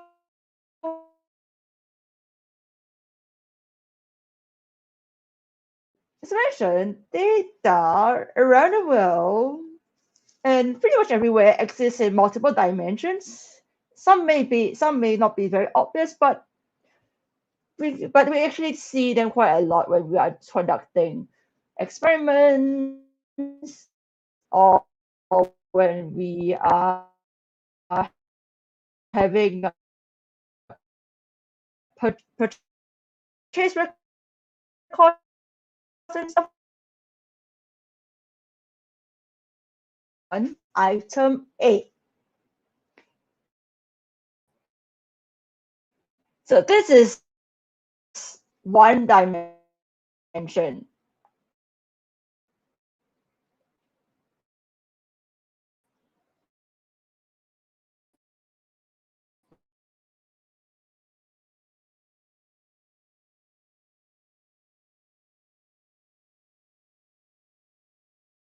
Stop B.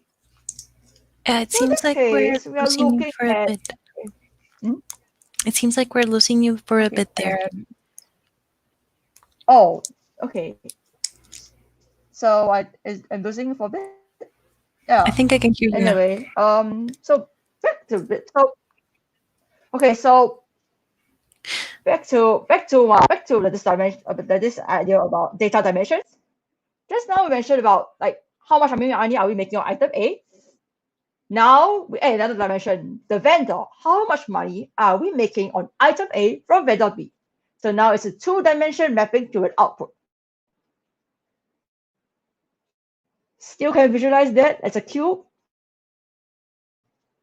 Okay. Now, let's add another dimension to this problem. How much money are we making on item A from vendor B at branch C? And then I have a cube trying to map to an output.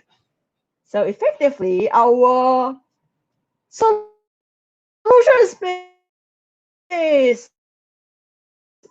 from a cube, now it becomes a tesseract, like a 4 cube. Can you? And this brings me to the idea of the hierarchical indexing, or also known as multi-index in Pandas. So how does multi-index work? Okay, so according to the Pandas documentation, it's actually a hierarchical analog of the index object whereby you have an index object which stores, for example, like a timestamp. So at a particular timestamp, I have a particular value. But now, for multi-index is for a particular timestamp at a particular location, then I have a certain value. So instead of just storing a value, now it's actually storing combinations of multiple index levels into an array of tuples. So if we're looking at a typical index object, it would be an array of values. But now it's an array of tuples. So it looks a bit like when you are trying to do iter2 the product, whereby I have a level object which have the following properties. So number one will be the number of levels. So I have level 1 index, I have level 2 index, and then there's also the defined levels of an index, which also includes the unused levels. And that is a result of doing a product of the multiple levels, resulting in all sorts of different combinations, which are used as and when needed. And then we have the levels, right? I have like level 0, level 1, but sometimes it would be good to have names so that you can identify the levels.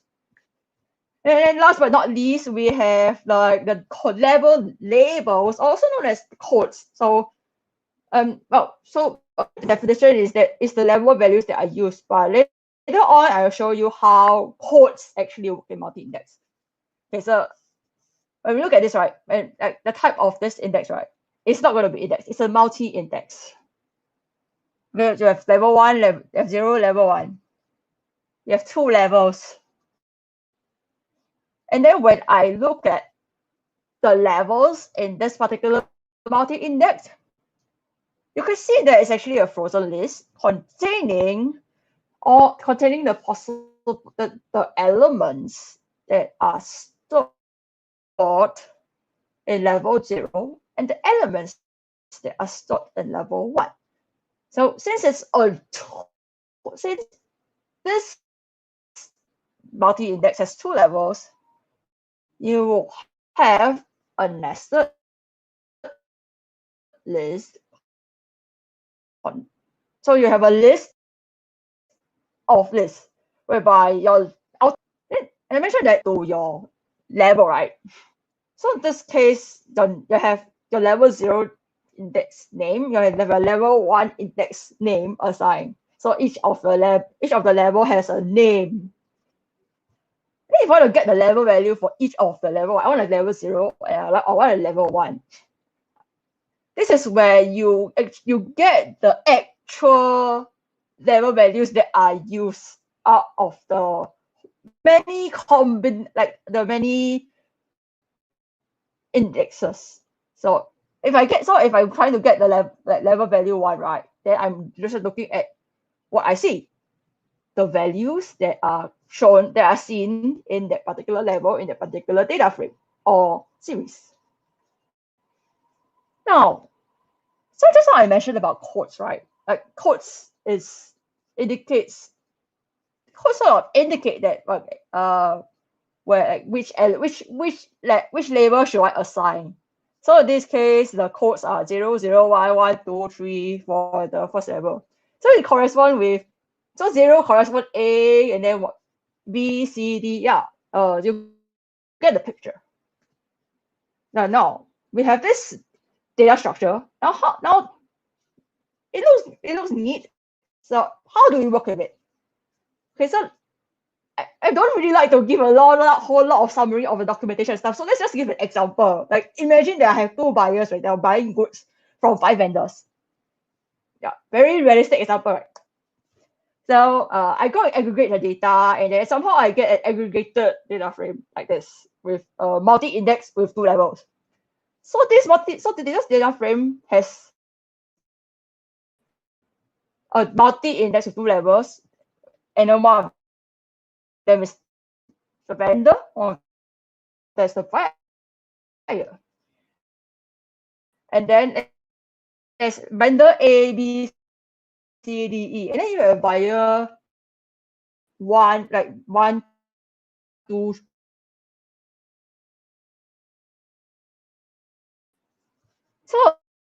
So if I set codes, right? Set codes in so just now I mentioned that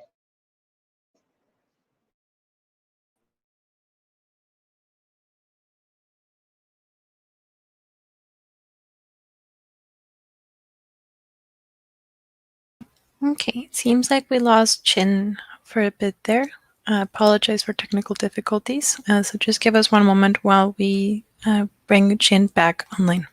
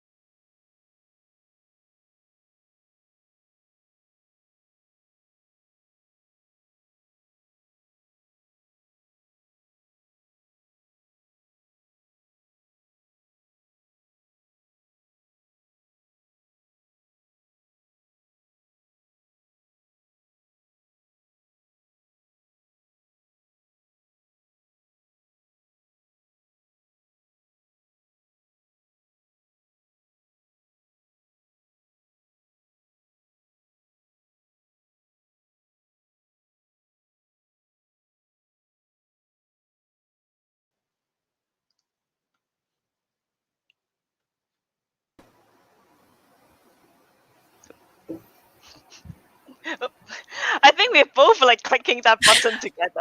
I think that's what's happening. So apologies for this. It seems we lost our speaker. So we'll take the next few minutes to interview Jacob, our next host. Yeah, that's unfortunate. I would talk to Chin afterwards and see if she can record the talk and That sounds good. yeah, and see. Oh my God, I'm hearing myself on my other computer. It's okay. I'm seeing ghosts now. So yeah, let's ask Jacob a few questions. How about that? Like, because we have a new host this way. We have a new host, Jacob here. Hey, Jacob, welcome. So where are you calling in from? So I'm currently living in India. I actually used to study in Singapore a long time ago, and then I moved here. So I am from India though, and I'm currently working as a data scientist at a grocery company. It's a startup called Grofers, and we're directly competing with the big giants like Amazon and Walmart in India. So yeah, if you guys have any questions about data science and Python, I'm your guy.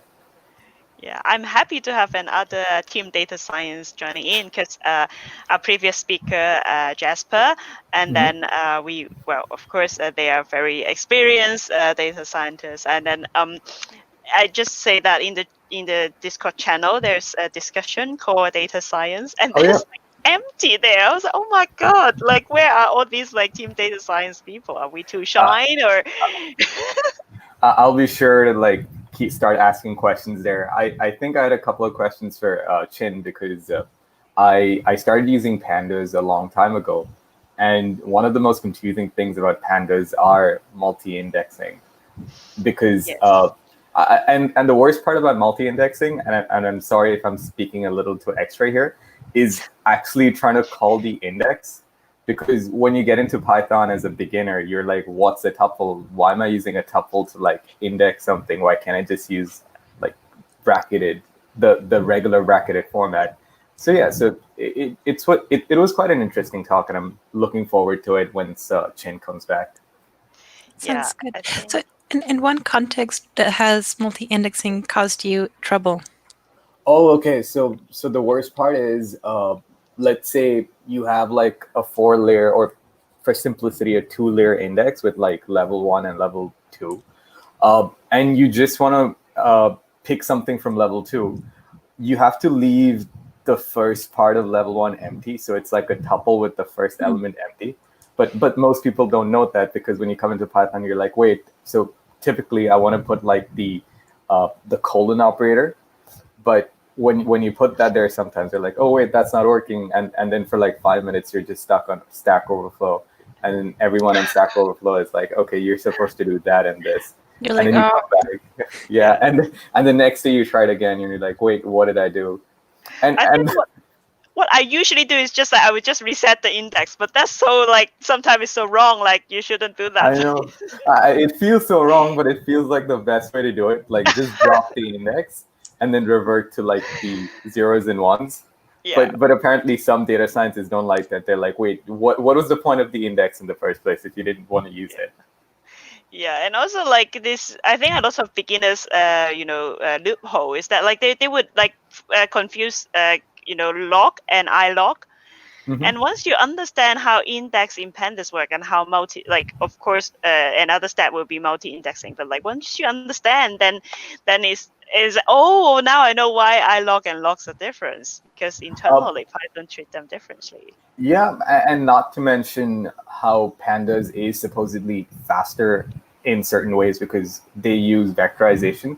And apart from vectorization, in like if you study computer science as a subject, and you study DBMS or database management systems, you'll understand why indexing is so powerful and why people use it. And I think, yeah, because you're the owner of Terminus DB, you will know exactly why you would want to index something a certain way. Well, I'm not an owner, but a co-founder. I think, yeah, well, not even, but like our CTO would definitely agree with you, I'm sure, because yeah. So I think what I really want to shut my computer off because I'm hearing us in with a few seconds delay across the room, which is super funny. But I think, Jacob, like I think you should give a talk. When are you giving a talk? oh no, I'm not that experienced, but I do love it coming to talks because you have always something to learn which I've never heard about. In fact, I thought, the privacy talk before this was like, hey, it's privacy.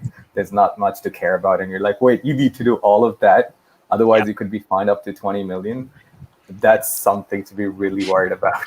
Even if you feel like you don't have a lot of experience, I'm sure you've learned something along the way, or your journey that you can share with others that they haven't come across. So I wouldn't put yourself down and say, oh, I don't know as much as the experts, or I don't know as much as the speakers, because even regardless of what level you're at, there's always something you can share with someone who has never heard of this before. So that's definitely a great way to look at it. In fact, I think when I was in school, one of my teachers had told me, when you start teaching something, you typically end up learning more than you would have when you were actually learning the subject.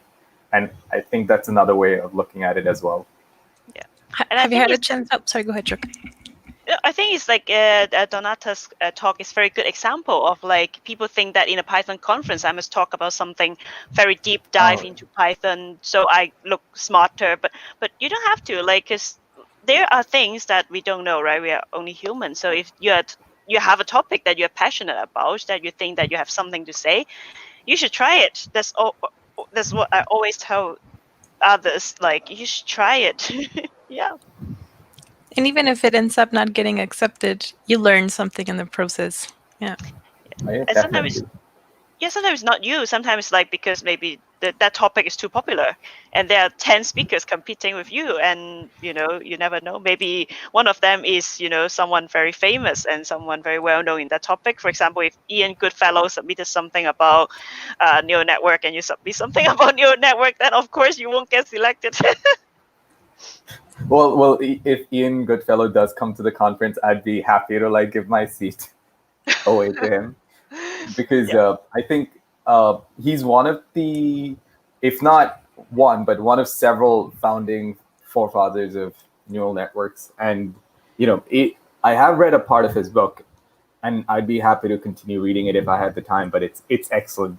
It's absolutely excellent. So that's a good read. But full disclaimer, you would need a slight background in math before you start reading into it, because and calculus, specifically calculus in math, which makes the book a little bit hard for beginners to read. Okay, so our next talk, I'm not going to introduce it entirely, but I do want to brush over one of the topics, which is the use of Python in web applications. I think it was just 5 to 10 years ago when we picked up Python as a major framework, or not a framework, but a language to drive the web. Because before this, major companies like Facebook were using PHP. So I don't know, like I got into web development very late into the field, but why do you think that is? Like, why do you think people moved over from PHP or, just PHP to Python? It's so funny. Like when I heard PHP, the first thing that I remember was my friend.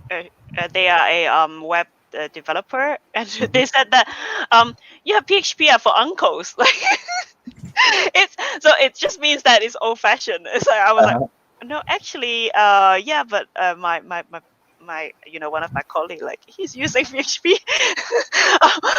But yeah, like it's kind of viewed as old fashioned because now there are more like other options. I think at some point Ruby on Rails, like Rails is very popular, and I think in Python, of course, Django, and there are others like I think Flask is loved by a lot of data scientists. So I think it's because you can do things really fast with Pythons. Because sometimes, like, if I'm not a web developer, I don't have that much experience building a web app, but there's so many things to worry about when you build a web app, like, Auth0 and all this thing. I listen to my colleague, they talk about all these things, like, wow, that's super complicated. Like, so yeah, front end, back end. So you want something that lets you worry less, that lets you quickly do something that all these tiny little, really micromanagement bit being handled by a framework. So I think Django, obviously, like is a framework that pushed this forward. Of course, there are others. I don't know whether Django, like, when does it start? Or maybe there are older ones, like, I don't know, Pyramid, and there are others that I've heard. Tornado, because Tornado is the back end of Jupyter Notebook, and what is that? Pyramid is the back end of PyPI. So there are also other frameworks. So I think all these Python framework make Python popular now as a choice of web development. I'd add to that. Sorry, Jabo, go ahead. Oh yeah, so like I was actually thinking about it. Is it did Python become popular because of data science and data engineering frameworks, or was it like the web that drove it? But it's just interesting to see, like, there was obviously an intersection between when all of this came out. I think one aspect to add to that is how it's advertised. Like, I know I've heard Python is one of those languages that it's easier to pick up, and I've had the experience of learning Python and applying Python within my own work. Library management is another big one, and also the fact that there's a big open source community constantly pushing new libraries that do exactly what you're seeking to do. So the outreach for Python, I think has been much more effective. Yeah, like, and to add on to that, stuff like you mentioned, PyPI or PyPI, and Conda have really made package installation very easy.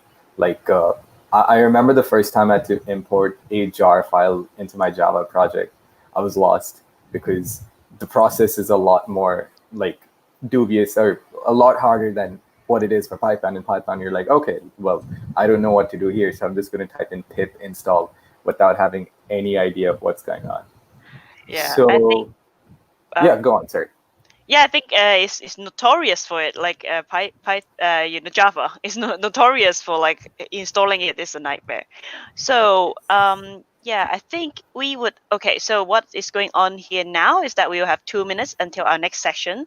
So unfortunately, we won't have Chin in time to catch up. So I would suggest that let me talk to Chin afterwards. So see if either we would if we have a section, that we can slide her in, or maybe we would ask her to have a recording of the talk, then we can put it on YouTube. That would be the solution. So we'll follow up with Jen to ask if we can record. Okay, so I'll leave it on to Jacob, and who'll be hosting us. Thank you very much for having me. I'll be here as a standby in the background, so you might see me pop in. So I'll remove myself, and I look forward to our next speaker. All right, so our next speaker is Lorenzo Peña, and his talk is about 1,000 Djangoes within. Well, think about that. Not just one, not two, but 1,000 Djangoes within. So a fun fact about Lorenzo, he's been using Django for 11 years, which is absolutely abysmal, which is insane, and has fallen in love in Django in 2009. He's also an active contributor to the project. And this is a talk you would love to stay in touch with. So I'll take over and I'll start presenting my screen right now. Right. So yeah, it's I don't know whether Django is 11 years old. Like maybe he start using when it's a baby. That's like something to look forward to, really. Yeah.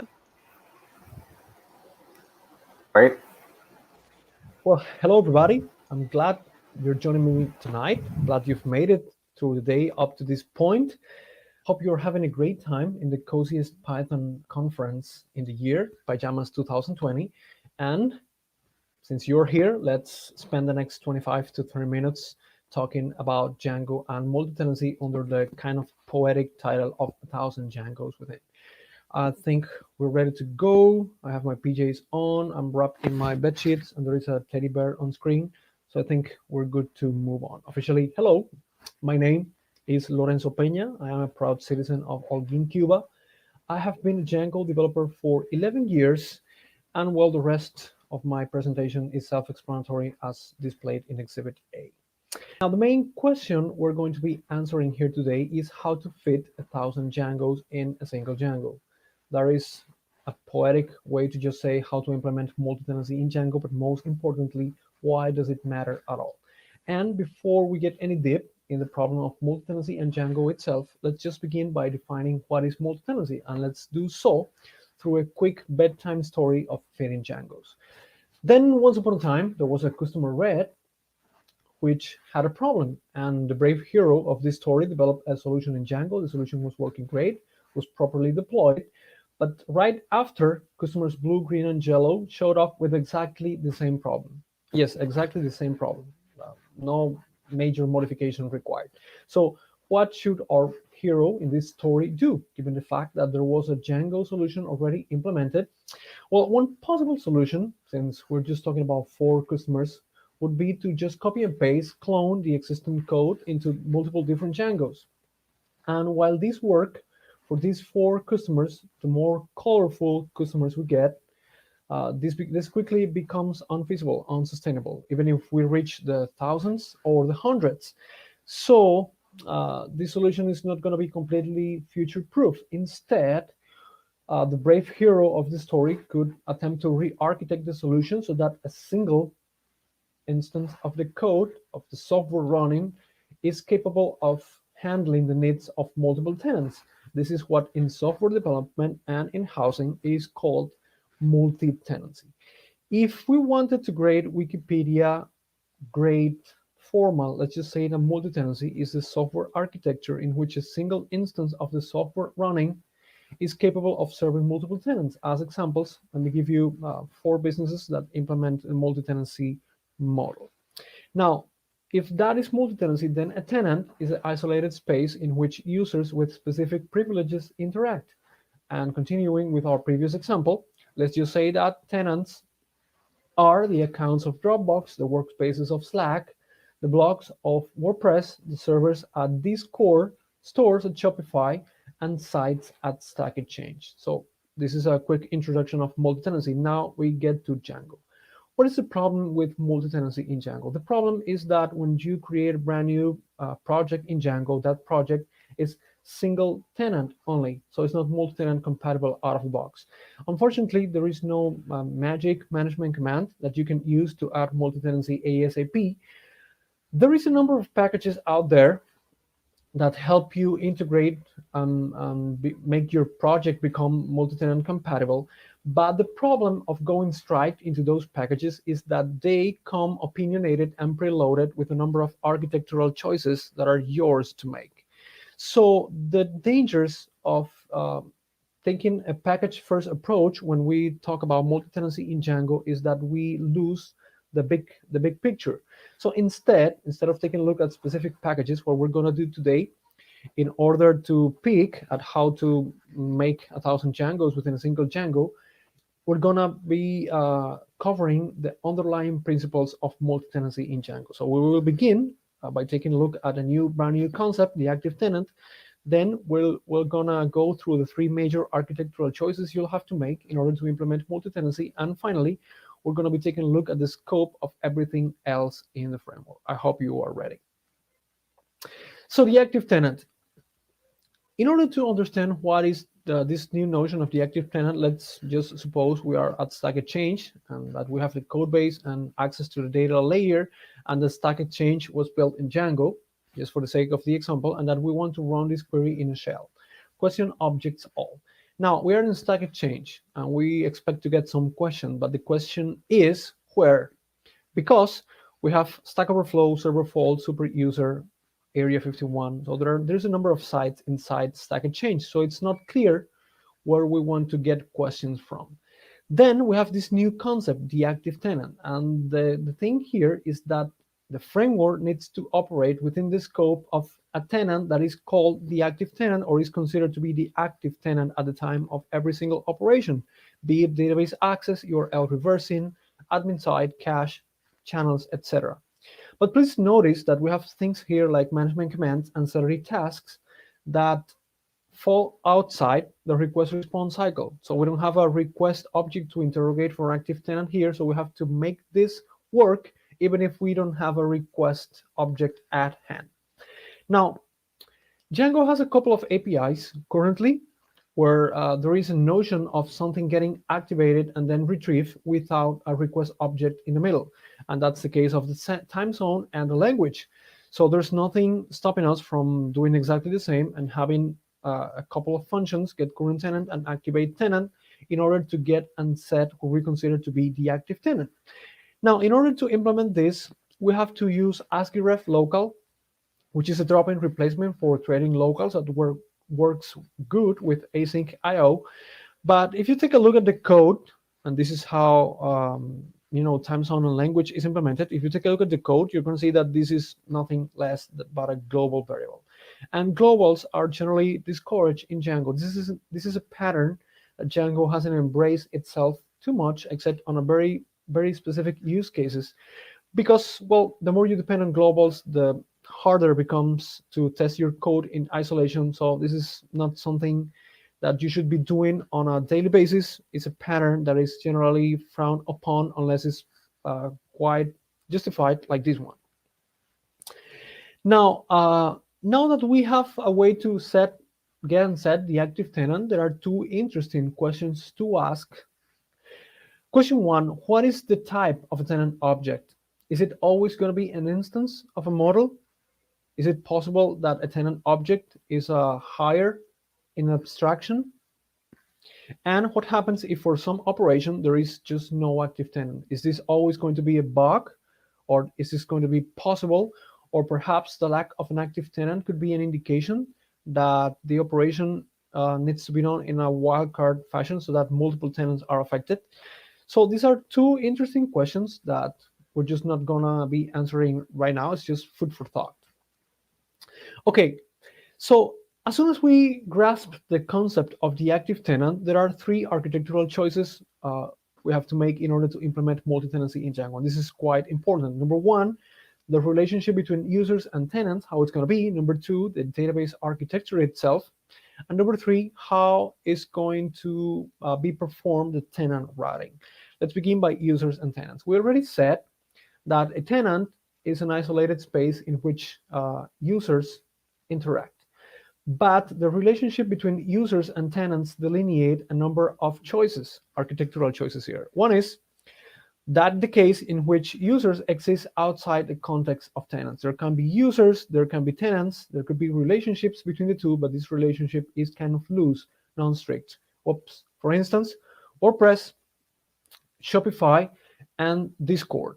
There's another case in which users exist within the context of tenants. That is, you cannot imagine a user existing outside the scope of a tenant. And the perfect example here is Slack, where you cannot even log into a workspace before defining which workspace you want to log in. At least this is what happens before the Salesforce acquisition. And there's a third case in which users and tenants are kind of the same thing. For instance, Gmail, Dropbox, and the kind. Now, which one to pick, it will completely depend on the specifics of your application if you're going to implement a multi-tenancy project. And the base question here to ask is, how many tenants do I want my users to be associated with? This is the question that will impact the decision here. So this is the first architectural choice, users and tenants. Next, we have the database architecture. We have, again, 3 more choices. So the 3 database architectural choices here we have are the isolated, in which we have multiple databases, 1 per tenant, the shared, in which we have a single database, and then tenant columns. There are going to be tenant columns on entry-level tables. And finally, the semi-isolated approach, in which there is going to be a single database, but tenant data is going to be stored inside Postgres schemas. Let's take a look at each one of the 3. For isolated databases, it's perfectly possible to do this in Django. So the way to implement this is to do a multi-database Django settings, which is something Django is perfectly capable of doing. But then, in order to access the data, we need a translation function from a tenant into a database alias, and then we can use this alias to save objects or query the objects, or even create a scope manager so that all subsequent queries are already scoped in the database we want. It's possible to offload part of this by means of using database routers. If we implement a database router with a database for read and database for write hooks, as long as we provide this translation function from a tenant into a database alias, it's perfectly possible to determine a default database for running the operation from an active tenant. Now, the good of the isolated database approach is that, of course, is optimized for isolation. The bad is that there cannot be relationships across databases, because Django doesn't allow that, and that adding tenants requires reconfiguring the entire project because the tenant catalog is now living in Django settings. The not so funny thing about the isolated database approach is that as you scale in a number of tenants, then it becomes quite expensive to keep this infrastructure running. You know, the more databases you have, the more expensive it becomes to keep your infrastructure up and running. So unless you have a secret seller with huge loads of money, or you can afford to have Crutchmat as your billing manager, this is generally not recommended. Now, the shared database approach is that in which the records are mixed and identified by a tenant column. In this case, entry-level tenant-specific models will require a pointer to the tenant they belong to. And notice that I'm saying here entry-level because not every model is going to require this pointer. As long as you can reach to a tenant to a reasonable number of joins, this is not required for every single model. And notice that I'm saying tenant-specific also, because not every model in your project is going to be used inside the context of a tenant. You could have other models that are only used for, I don't know, aggregating data across multiple tenants, etc.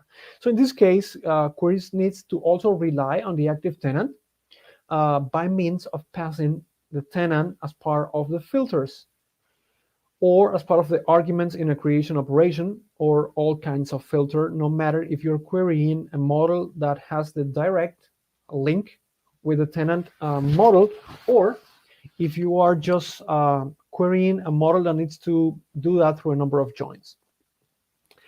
It's also possible to offload part of the hard work to some form of automation, and well, the tenant field could be automatically assigned in creation operations through a default value for the field.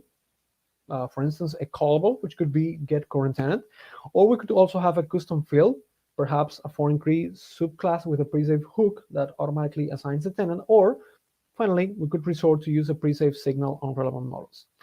Now, as for querying, the tenant scope could be automatically queried through custom managers or custom queries, but in some cases of subqueries or annotations, at some point, it's possible that you still need to pass the tenant yourself. The good thing about the shared database approach is that it's optimized for scalability, because adding tenants is just a matter of adding rows into the existing tables. The bad is that data isolation takes extra development effort. And The not so funny thing about the shared database approach is that it's very easy to just forget to filter by the active tenant. So if you don't want to wake up in the middle of the night wondering whether you filter by tenant or not in your most recent query, my recommendation is that you bookmark all your tenant scope queries, that you test each one of them, and even that you take a step further, testing that you have tested each one of them, so that you make sure that all of them are covered and properly tested. Remember that in general, in software development, and specifically if you're doing the shared database approach, tests are going to be the softest pillow you could have. Very appropriate for this conference. Finally, let's take a look at the semi-isolated database approach. That is the one that relies on Postgres schemas to isolate tenants within a single database. Now, schemas are a very specific Postgres concept. They are a layer of abstraction between databases and tables. They are equivalent to namespaces, and if there is the same table in multiple schemas, the ambiguity is solved through a concept called the search path that determines precedence between the schemas. Now, when you use the semi-isolated approach, queries remain practically unchanged, plain old queries, but this comes at the cost of an increased technical challenge somewhere else. And this is where, in order for the semi-isolated approach to work, there are three cornerstone components. Number one, it requires a custom database backend to set the search path. Number two, it requires a custom migrate command to operate with schemas, because the migrate command that comes with Django knows how to operate with databases, but not with schemas. This is a new concept that must be integrated into the migrate command. And thirdly, we need a custom database router with an allow migrate hook to operate in tandem with the migrate command so that the right models are migrated in the right schemas. The good thing about the semi-isolated database approach is that it's optimized for isolation, and at the same time, it has increased scalability, because adding tenants is just a matter of adding schemas. Now, the bad is that it takes extra effort to understand and control how schemas interact. This takes this has a step learning curve. And the not so funny thing about the semi-isolated database approach is that, yeah, the more tenants you have, the more time migrations are going to take, because you're actually running migrations in multiple schemas. So it's a way to actually run migrations as if it were in multiple databases, with the benefit that you're actually operating with a single database when it comes to operational costs. So bear this in mind before deciding to the semi-isolated database. Now, which one is the best? Neither is it. Why? Because each one of those has pros and cons, and because it will depend on your specific use case. And there are specific use cases in which each one of those will shine on its own. Now, the third architectural choice is tenant routing. You have to decide how you want to activate tenants based on the incoming request. When we said that we had to operate with an active tenant even outside the request response cycle, that is right, that is true, we have to do that, but truth be told, around 90% of the operations in Django are going to happen inside the request response cycle. So it would be completely useful to be able to activate a tenant from an incoming request. Now, this is perfectly possible in general, as long as the tenant can be inferred from the user or stored in the session, or maybe specified in the headers. But even better, if the tenant can be inferred specifically from the URL, for instance, in the subdomain, or in the domain, or in the subfolder, or maybe in the query parameter. Now, this decision also has implications in the opposite. But before we get to that, let's just say that middleware are the perfect place to do this translation. For instance, in this example, we just need a translation function from a session into a tenant, and then we just have to activate that tenant, or well, verify that there is not an active tenant already. So the major complexity here is actually implementing the translation function, but other than that, there is nothing extremely complex here. Now, since we have this translation function, there's nothing stopping us from implementing multiple translation functions from different parts of the request. One for the user, or headers, or domain, or subfolder, or even the query parameters. And of course, since we have multiple translation functions, we could also have multiple middleware and chain them together so that we're able to activate a tenant from multiple different sources. Now, it's time to take a look at the opposite. And the previous decision will impact your ability to generate a URL, a canonical URL that is capable not just to land into a specific part of your path, but also into a specific tenant. And this is something that could be very useful on some occasions. So for some cases, this is practically not possible because user session and headers are not easily nor securely encodable as part of the URL. But if you use domain subfolder or query parameter routing, it's perfectly possible. The only thing that we need here is to do a little tweaking of the URL reversing process, because Django only reverses the path part of the URL. So in order to complete the canonical URL, we're going to need to either prepend, interpolate, or append the specific tenant. Now, as a bonus, let me tell you that it's also interesting as part of this architectural choice to decide if we want to have different URL counts based on the active tenant. And again, the perfect place to do this is a middleware, because Django has a hook that lets you override the default URL counts if you assign a new module to the URL conf variable of the request. So we would need here yet another translation function from a tenant into a URL conf module. And by doing this, we could have completely different URLs based on the active tenant. So these are the three architectural choices you have to make. Notice that some of those choices play nice together, are good combined, and others don't make sense at all. So bear in mind that making one choice is going to affect the possible options you have in the next architectural choice. Now, there is more to Django than just the active tenant and the three architectural choices. So finally, in order to learn how to fit 1,000 Djangoes within a single Django, let's take a quick look at the scope of everything else in the framework. And let's just take a look at least at these 5 parts of the framework. Let's begin by management commands. Well, in a number of situations, it's going to be extremely valuable to be able to run a management command within the scope of an active tenant. Now, for new commands, this is no problem because a tenant argument could be included as part of the arguments, and therefore this new command could first activate the tenant and then run the operation inside the context of this tenant. But for existing non-tenant aware commands, which is the case of all the management commands that comes with Django or third-party applications, in this case, a special command wrapper is required, and this is something that most packages do. So the wrapper takes a tenant argument and takes an inner command, and the wrapper is only in charge of activating the tenant before relying the rest of the control to the inner command. As for file storage, it's also going to be extremely useful to organize files per tenant. So in this case, it's perfectly possible to implement a custom file storage that somehow uses a string representation of the tenant in order to organize the files. But in higher security contexts where you cannot afford one tenant accessing data in another tenant, you could either generate pre-signed URLs if you're using file storage that allows for that, or if that's not possible, you could use one of the existing packages out there that use a proxy view in order to determine whether or not the incoming request for a file has the clearance in order to access that file.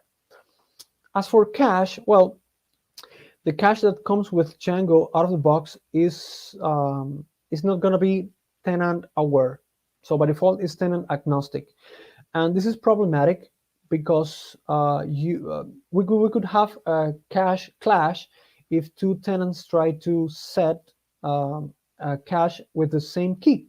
But most dangerously, we could be leaking data through tenants by means of one tenant storing something in the cache and then another tenant retrieving it.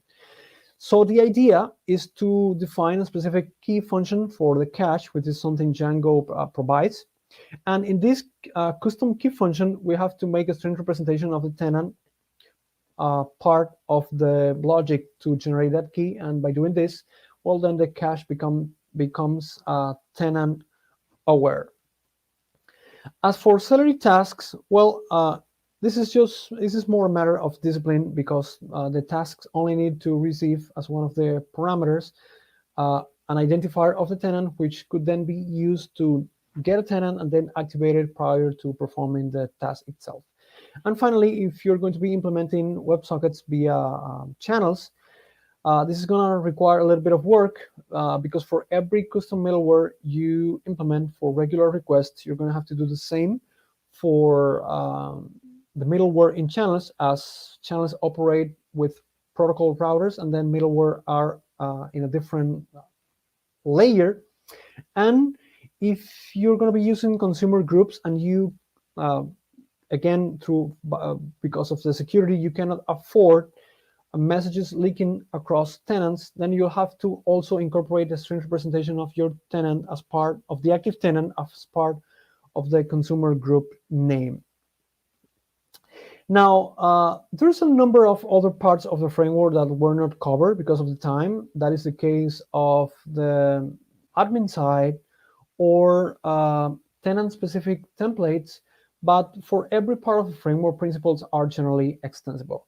So finally, let's take a look at some of the packages that can help you implement multi-tenancy in Django, and notice how the packages are classified by the architectural choice of database layout.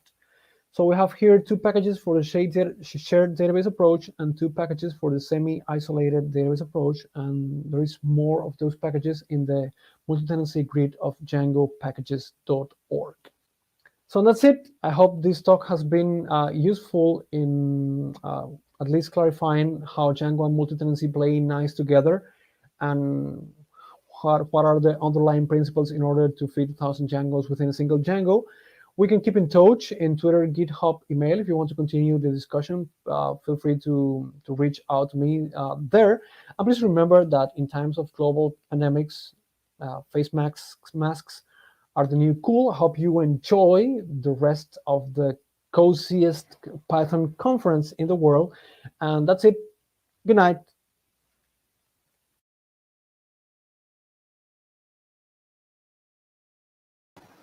All right, so great talk there about Lorenzo. And yes, this is definitely the most coziest, or the coziest Python conference in the world. So we have a couple of minutes. In case any of you are interested, Lorenzo is available on the YouTube chat. You can directly ask him questions. And before we before we move on to the next talk, I'll just be introducing a little bit of it.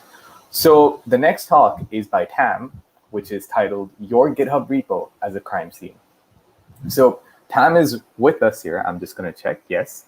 I think I'll spend a couple of minutes asking Tam a couple of questions about himself, if Tam's okay with it. Tam, just give me a thumbs up if you're okay with it. Awesome. So, hey Tam, nice to meet you. Hello, hello. Hi, I can hear you. Okay, great, thank you. Hello, how's it going? It's going great. So Tam, I've heard you are a data engineer. Could you tell us a little bit about what a data engineer does and what your specialities are? Yeah, that's a great question. So data engineering only recently came into vogue, maybe in 2017 or so, where they found out that there's this career path for computer scientists and engineers who do manufacturing, modification, extraction, loading, and transformation on data. And data, of course, is a huge hot button topic in the current in the current information age. And so, with a data engineer, you get access to a lot of resources to leverage the data that you have access to. And so, like this is, for example, you might have a data set that is like across like 3 different Excel files, and a data engineer would take those Excel files plus like any databases that you might have access to and manipulate the connections, manipulate the data to join those all into an integrated data set that allows you to leverage the information that you have for the output of good analyses. Yeah, so as a data scientist, I'm very thankful for a lot of data engineers because they are the ones that provide me with clean data. Because and as a data scientist, the worst part about data science, or well, the best part in some opinions, are that you have to spend a lot of time trying to clean your data. And it is these pipelines that enable us to do our work quicker. So from all the data scientists out there, thank you. I didn't pay him to say that. Just to be clear, I didn't pay him to say that. No, you didn't. No, you didn't. So yeah, before we begin with your talk, what do you do in your free time? Because I noticed a couple of guitars behind you. Yes, actually, so this is my collection of instruments. I've got a bass guitar, a guitar, and then 2 ukuleles. One of them I picked up when I was in Shenzhen, and the other one here in Singapore. So I'm actually located in Singapore. Truth be told, I don't really do too much music in my free time. I'm actually more a yoga practitioner. So I am actually a certified yoga teacher, and I will teach online often, or I'm actually school here in Singapore to teach. Yeah, so that's what I actually do in my free time. I like doing yoga and actually meditation. So I'm also a teacher in meditation, like Anapanasati in particular. All right, that's great. So I'll leave you alone, Tam, because I think it's exactly, wait, what time is it? It's 8:30 for me. Oh, yeah. It's exactly 3 in UTC. So I'm going to leave you alone, and you can go ahead with your talk. Okay, fantastic. Okay, hello, everyone. And it's nice to meet you guys. My name is Tom. You can also call me Tam. That's fine. Yes, again, I'm a principal data engineer at Quantum Black here in Singapore. Just transferred to this office. Absolutely love Singapore, but I'm actually from America originally. So I'm going to be talking a little bit today about a book called Your Code as a Crime Scene. So I'm not going to... I will be showing off a few things here. The first thing that I'll be showing off is a pipeline that I had built based on the code that I saw that was included in this book, as well as a very simple web application that displays the information that the book talks about. So if you can just give me one moment, I'm going to make sure that I can share screen.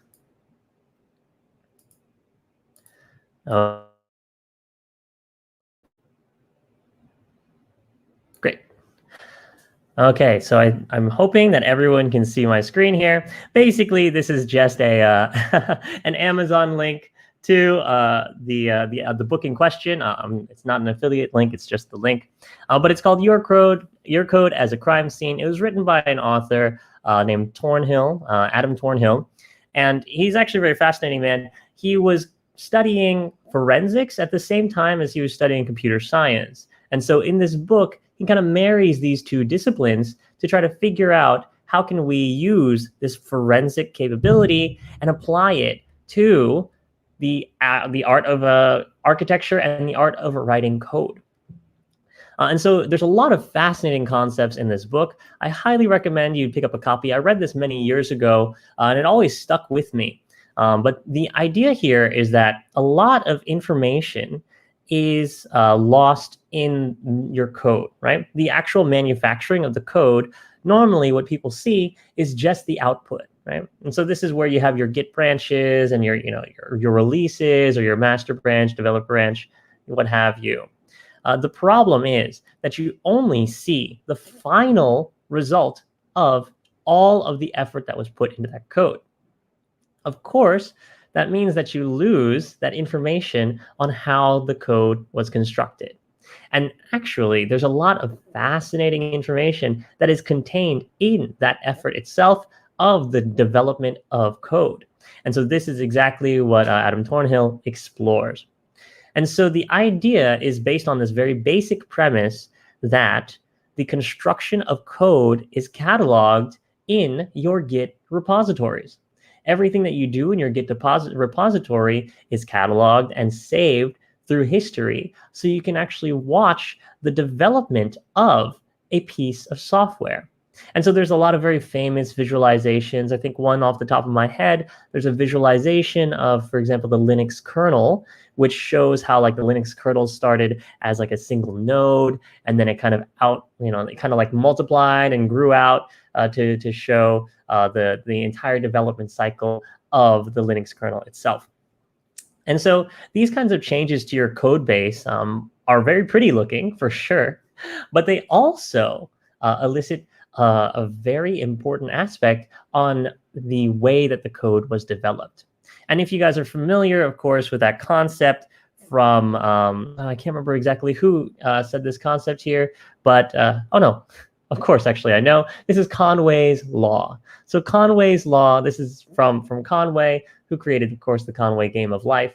Conway's Law states that the development, and this is a paraphrase, the development of a system is dependent on the social constructs of the people who are developing that system. So the famous example is that if you have a 3-pass compiler written by 4 teams, you're going to have a 4-pass compiler, right? Because there's a grouping of these 4 separate teams of individuals communicating with each other.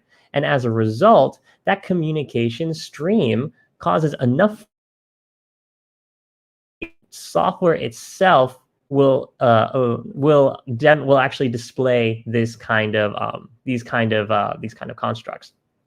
And of course, there's actually another concept called the reverse Conway law, reverse Conway maneuver, where you try to structure your organization in such a way to build the code better.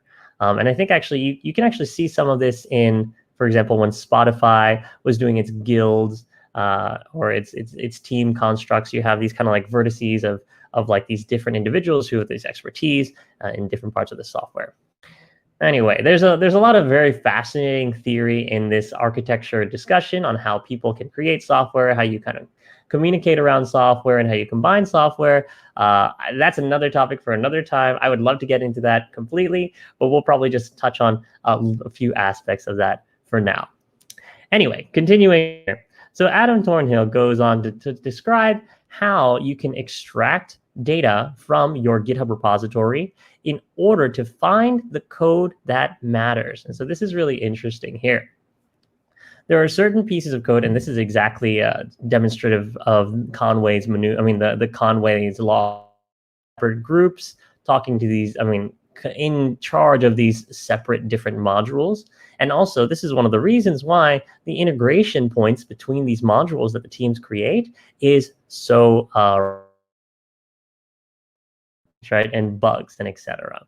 And so this is how we can even try to preemptively discover issues with our code. And I think that's actually one of the coolest things here, is that the techniques that are described in this book help you identify places in your software and in your code that could potentially be causes of issue, causes of problems, and places where you would need to spend a little extra developer effort to ensure that that module is safe, working, and tested. And so very, very fascinating stuff here. So let's go ahead and continue onward. So Conway, very, very famous for his Game of Life. Adam, this thing called like offender profiling here. And so the corollary is that like with an offender, you can find these different places that they visit in like a city, right? You know that this person still has to sleep, still has to eat, still has to, lives in like this certain, like around this area here. And so in this case, for example, this is the 5 murder locations and graffiti locations in a particular city, in Middlesex and London, actually. And this is Jack the Ripper. And so using this kind of information, you can start to figure out, okay, where are the potential.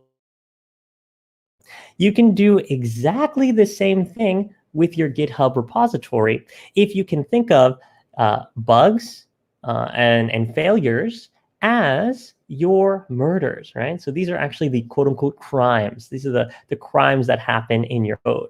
And you can find the crimes, of course, like after the fact when you're doing your analysis after your system fails.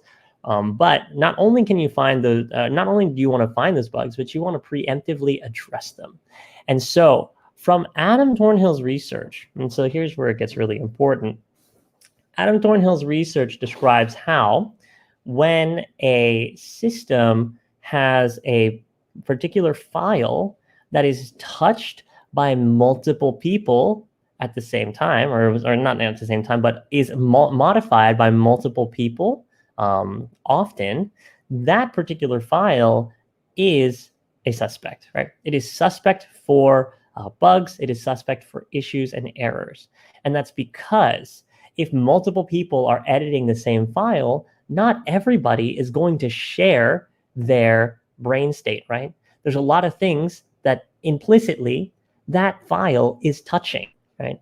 Because if one person is working on a project, he's working on these files mainly. Another person is working on these files mainly. Let me actually go back to this graphic here. One person is working on these files here. Another person is working on these files here. But then team members from both of the teams are touching a single file here, one that crosses the boundary between these two. That right there is cause for alarm, because that file could potentially be influencing a lot of files inside of here, or a lot of files inside of here. And as a result, that file could, a change in that could break systems in either one of these cases. So that's the basic theory behind Adam Thornhill's work here.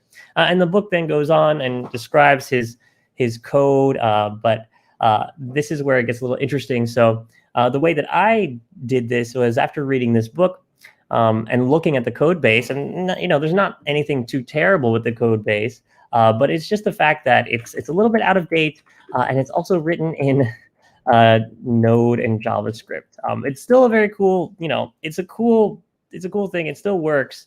Here's the code base right here. It's called CodeMat, and it's a command line tool that's written in JavaScript. So, I mean, I don't know how you guys feel about JavaScript for your CLI tooling. I'm not a personal fan, but yeah, you can take a look at it here. So what I did instead was I actually used a framework for data pipelining in order to adapt the code that was written here for like more, in a way that is more sustainable for data analysis and data integration. Because truth is, this is just another data integration problem, right? We're integrating data from your GitHub repositories and applying some analyses onto it in order to get a result. So truly, this is just another data engineering problem, and I'm a data engineer, so I'm going to solve it like a data engineer. So the framework that I used in order to solve this issue is a framework called Kedro. And so Kedro is actually a very fantastic framework. I super love it. I've been using it since I joined Quantum Black. And the idea here is that Kedro was built based on the problems that we were facing at Quantum Black whenever we would go to these different organizations to do data pipelining for them. Every time we went to these different organizations to do data pipelining, we were running into the same issues. We kept rewriting the framework of this kind of like infrastructure code, as well as rewriting a whole bunch of integration code, and then rewriting how we do our transformations, yada, yada, yada. And so Kedro came out as a distillation of all the problems that we faced when we were writing data pipelines. And so actually, I didn't give you a little bit more intro. I used to work also at Palantir. And so that's where I did most of my data engineering work, was when I was a forward deployed engineer for Palantir. They sent me around the world. I went to all these different places doing this exact like data engineering story. And I can tell you 100% from my personal experience, Kedro is the best piece of software that I've used for writing these data pipelines. It's a fantastic methodology because it includes with it a standardization, easy access for documentation, and a vibrant community of people that can explain or elaborate or explore like how Kedro works. And a community that I actually run is the Kedro. Highly recommend you come by and join up with our Kedro community, or you can actually check me out on YouTube where I talk about Kedro. And so that's actually youtube.com/dataengineer1. So I make videos on data engineering. So if you guys want to know more about this stuff, join me there on YouTube. But for now, let's go ahead and take a look at our Kedro project. So one of the benefits of Kedro is that because it is a standard way to write data pipelines, that means that if you understand one Kedro project, you can understand all the Kedro projects. So I highly recommend looking at Kedro for sure. And not only that, but if you understand the project and you can understand other projects, that means a machine can also understand your project or other projects. And so Kedro comes with several different transpiling tools, such as Kedro Airflow, where you can output your Kedro data pipeline as a Kedro Airflow, as an Airflow pipeline, or Databricks, or Argo. We have a ton of different integrations, Docker included, so you can easily deploy whatever pipeline you create. And this is one of the biggest problems with pipelines, is that when you write them, they're almost always one-off systems. And so anybody who tries to look at your pipeline, or even yourself, if you try to look at your pipeline 3 months later, you're not going to be able to understand it. I can guarantee that from my own experience. But because Kedro is a standard template and a standard format, it allows you to easily look at your pipelines. And I'll tell you the truth, the pipeline that I'm going to show you today, I wrote this back in February. Actually even in January, before COVID even happened. And so I hadn't looked at this pipeline for literally months. But thankfully, because I had written it in Kedro, I was able to understand it and make it prim and proper for the talk here today. So the first thing I'm going to do is I'm going to open up this really cool tool called Kedro Visualization. And so this is a tooling that we have, which is also open source, that allows you to explore your data pipelines that you create. I'm going to hide this mini map here. And you can see this is already looking kind of like, it's a directed acyclic graph. So it's all like goes in one direction here. And this shows the steps that are involved in order to take your data from a Git repository, clean it up, transform it, and then output it into a file for your perusal. And so you can see here in this extraction layer, it just breaks down so clearly, right? I have this function called retrieve raw git. And so what this will do is it'll actually retrieve the raw git output, the raw git log, from whatever repository I pass in based on this repository path. Once it takes that raw git, it's going to transform it into this thing, and then in here, and output it to this data set called raw git output.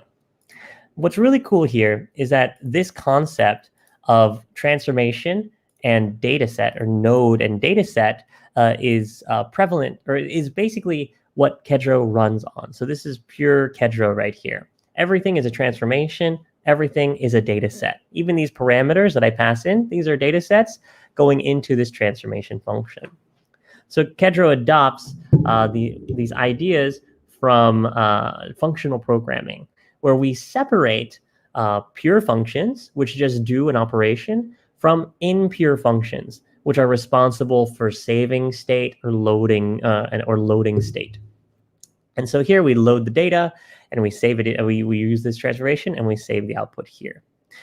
The reason why this is actually really powerful is because if you have your functions as pure functions, if they don't require any kind of external state, that, number one, makes it easier to test, because you can just create whatever data that you want for that function to test on.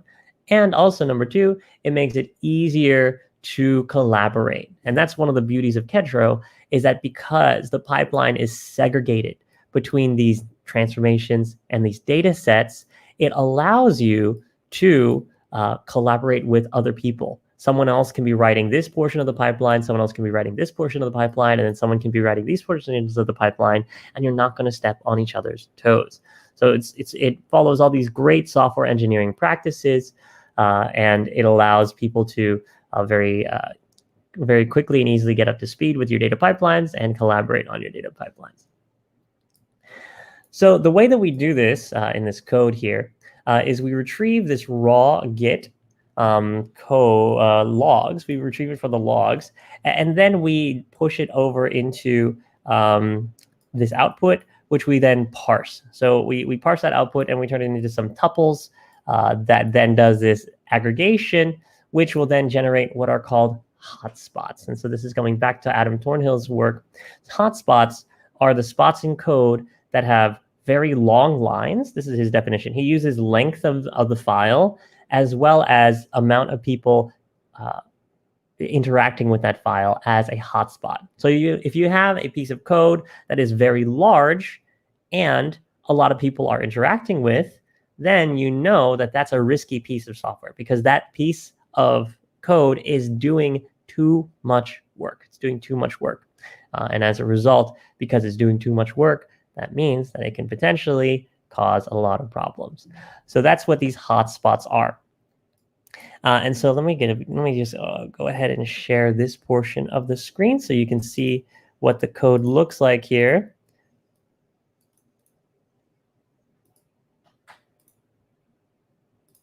And I have here a beautiful PyCharm IDE where I'm showing off the different pieces of code that are in play. So Kedro, very easy. It allows you to break things up into different pipelines. So a Kedro project can have these different pipelines. And I have 3 separate pipelines here. I have an extraction pipeline, transformation pipeline, and a loading pipeline. The extraction pipeline, if we go explore it, you'll see it's very simple. It's just retrieving the raw Git as well as the raw clock, the line counting application from your repository path. So it takes this, you pass in these strings that refer to the data set name, which is then located also inside of your catalog. And so Kedro, again, allows you to abstract those impure functions as separate entities, which you refer to using these names.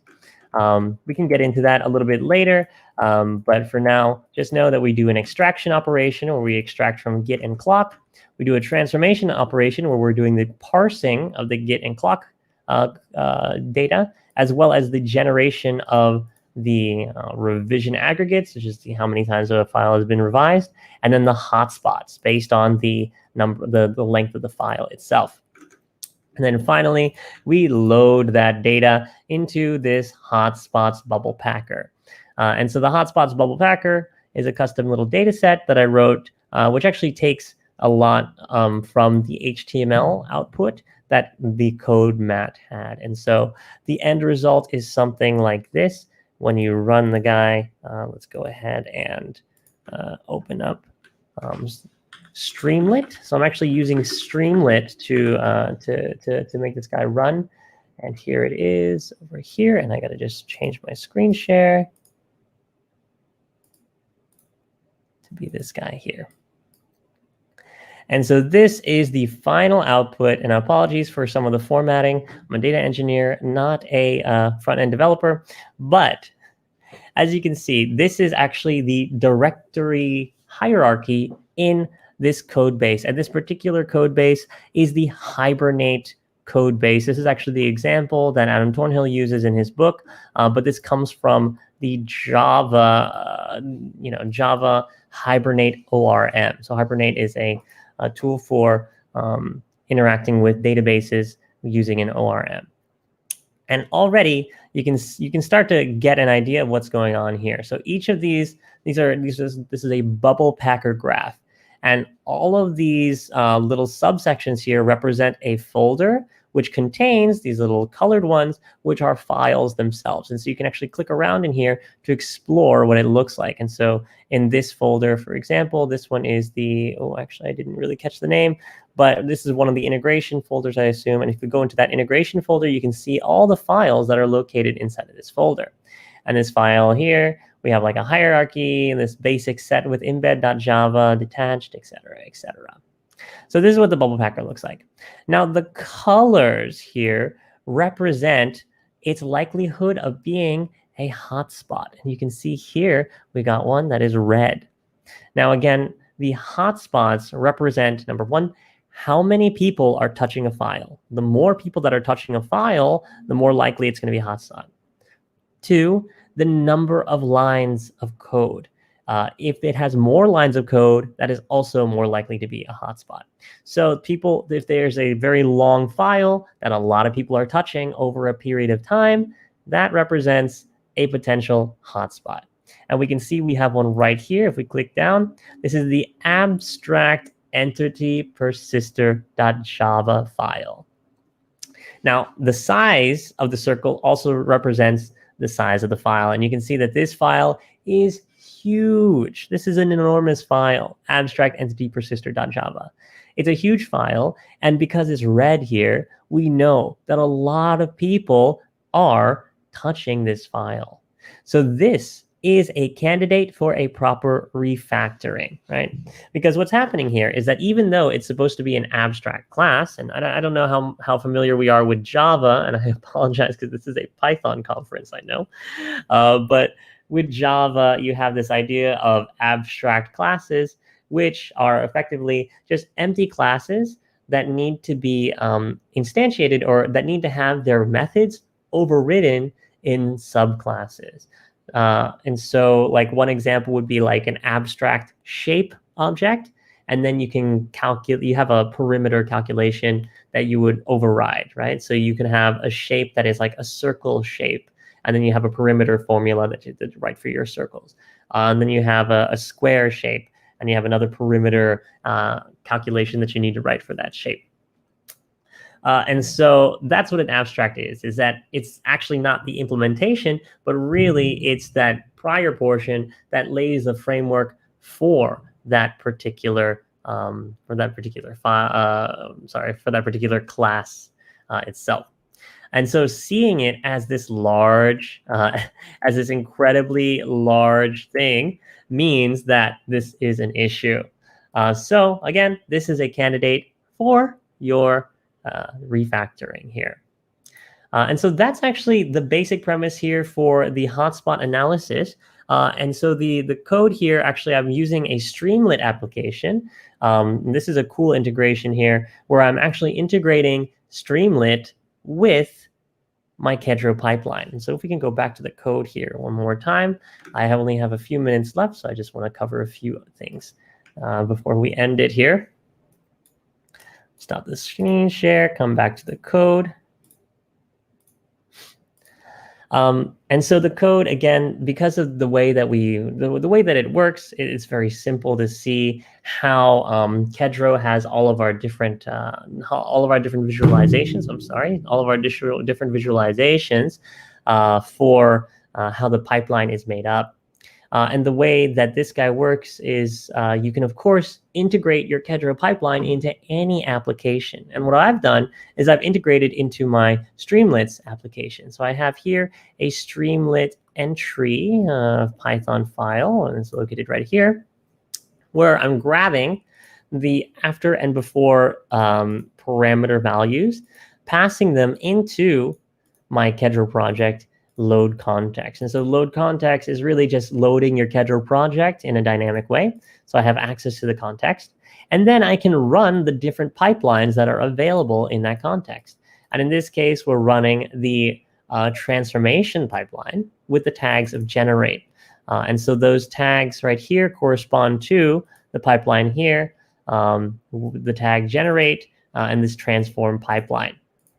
And this one will then run this guy here, the generate git revision aggregates, which takes those parameters after date before date, and then generate hotspots, which will then take the revisions as well as the clock files and output those hotspots for the bubble packer.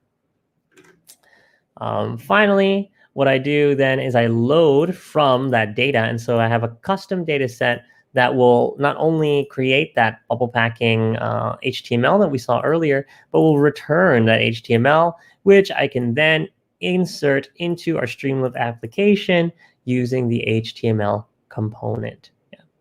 So that's a quick whirlwind tour of how you can use Kedro, Streamlit, and apply them to this book here, Your Code as a Crime Scene, to get such beautiful visualizations for you to understand your architecture. And again, this is a very fascinating topic. I think this is one of my favorites, is how do we construct good software? How do we architect good software? Because really, it's a human problem. And it's one that can only be addressed using human methodologies. So that's it. Thank you so much for having me. I hope that was good. And yeah, maybe I can toss it back to you, Jacob, and let me know what I can do next. Sure. Thank you so much, Tam. That was a lovely talk. I particularly like the infographic you showed there, or the graphic, even though you called yourself a not so front-end engineer. It was a great way to visualize how, you can identify bad, or well, not bad, but like highly used sections of your code. And that particularly caught my eye.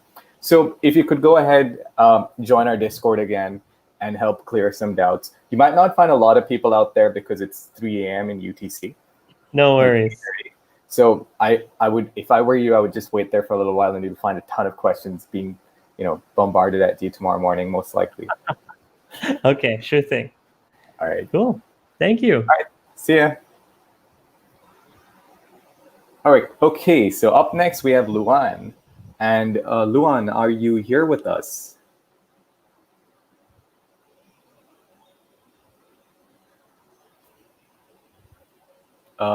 Not really sure, but I will be introducing his talk anyway. So Luan's talk is about technical debt and why it'll ruin your software.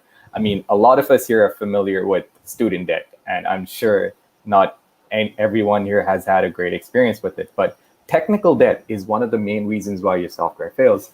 This talk proposes a bigger picture view of it and what it means in the sustainable software era. It also talks about how we can identify technical debt and how we are generating more debt in software and how we can deal with it in a healthy manner. So while Luan's setting himself up, okay, Cheuk is here. Could I add you to the screen chat? Yes. Hello? Hey. You can't get rid of me.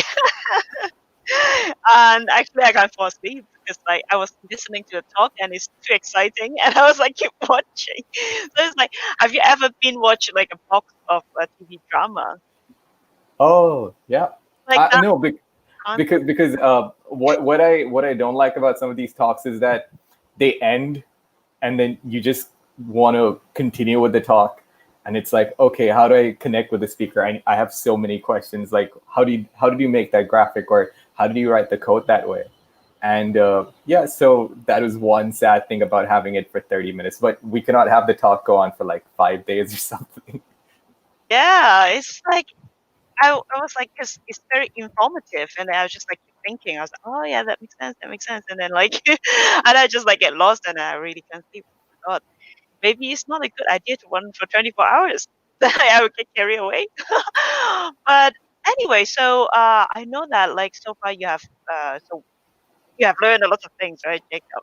Mm-hmm. You asked a lot of questions. I can see that. Oh yeah, because like we're awake right now, but right now it's like very early morning for most of Europe. So I'm like, I think I mentioned it. Yeah, like I mentioned it with Tam. Tomorrow morning, when people come back and see the live stream, they'll have a lot of questions on the Discord because it's sleepy time for everyone. So like they're actually in their pajamas right now. Yep, I'm also in my pajamas, but it depends on whether you're in your bed and close your eyes and you dream, or you are like here still stick to your computer like a naughty. So I think Luan is going to take some time. Is it okay if we could show up? Oh, sorry, that was my dog. Can you kind of have a camouflage, like put, hold the dog or something? Sure. Oh no, because the dog's all the way in the other room and he's going out for a walk.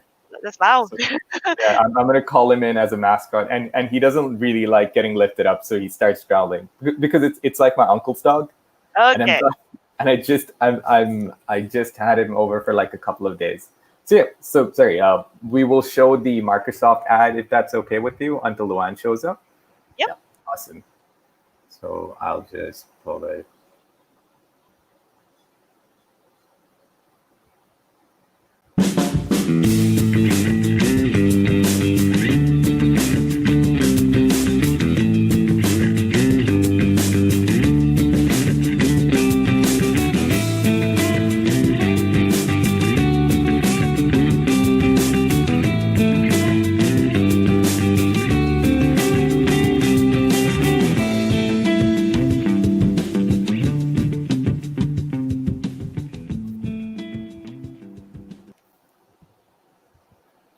So that was Microsoft's Azure package, or well, software. Have you ever used Azure before? Not Azure. I think I do but I was just using a VM or something so it's not exactly Azure, but I think there's some very interesting discussion about VS Code in the chat, actually, in the Microsoft room, not the chat but the Discord server. Do you use Microsoft VS Code? So, oh yes. So I have a Mac which is around 6 to 7 years old, and it's running an Intel, I think a 4th or 3rd generation processor, and I know we're sponsored by Microsoft, but I'm not saying this as someone who's being sponsored by them, but I'm just talking about VS Code as as a general student or practitioner of programming. VS Code, what I love about it is the fact that it can get very heavy or very light at the same time. Like, you have the option of choosing extensions you want to load into VS Code. So one thing I really liked about it is how it's not so taxing on my computer as some other editors are, or IDEs are. And at the same time, it has integration for like Jupyter notebooks and stuff. So yeah, so sorry, one more thing, and then I'll let you talk. I apologize. So No, keep on talking. Yeah. So Jupyter, when it came on VS Code, I think a couple years ago, it was bad. Like, it was very difficult to use. It was slow. But I think if you try and use Jupyter today, you get both the features of what an IDE provides, like the beautiful way of like selecting text and copying it and searching and finding it, and at the same time the beauty a Jupyter notebook provides, which is the transient or like the semi-transient way of storing data between cells. Like, you have the data there, but and you can continue operating on the data as long as your kernel is alive. Yeah, so I am personally using Atom instead, but I know that Atom is now kind of swooped up by Microsoft as well. So because Atom was, I think it's developed by Git, the team of Git, and then Git now also become a kind of a branch. I don't know how you describe it, but they become part of Microsoft under the umbrella. So when I haven't used VS Code, but I've seen people use it, and I've heard a lot of good thing about it. And I think the interface, at least when I look at it, it looks really like Atom, and how it works also very similar. You can add in extensions and make it, you can basically build your own tool. So I think I may try it one day. What's funny about that is there's no way. Sorry, there's no particular look for VS Code, and why I'm saying this is obviously there is a default look, but you can make VS Code your own. Like, you can go so far ahead with VS Code. You can make your own extensions. You can make your own editor format. You can make it look like Atom as well, which is one of the things I absolutely enjoyed. Like, I think I spent a good day trying to understand how the command palette works, how the text editor works, how the colorization works. In fact, I think a long time ago, the settings menu was just a JSON file. And now you have the ability to switch between the GUI or the GUI, where you can select a drop-down menu and go ahead and select the fonts you want, versus, and at the same time, you can also access your settings via a JSON file. Yeah, I think for developer, it's really attractive to have a tool that you can customize, because we like to build things, right? So we want to have full control of, especially when you are in the open source community, because that's part of the spirit of open source, is that, you can kind of build your own tool by contributing, right? So I think that's really cool. And the best part is that it's free. Oh yeah, definitely. Definitely. So that's about VS Code. So if you're watching right now, if you have never used it, maybe basically me, right?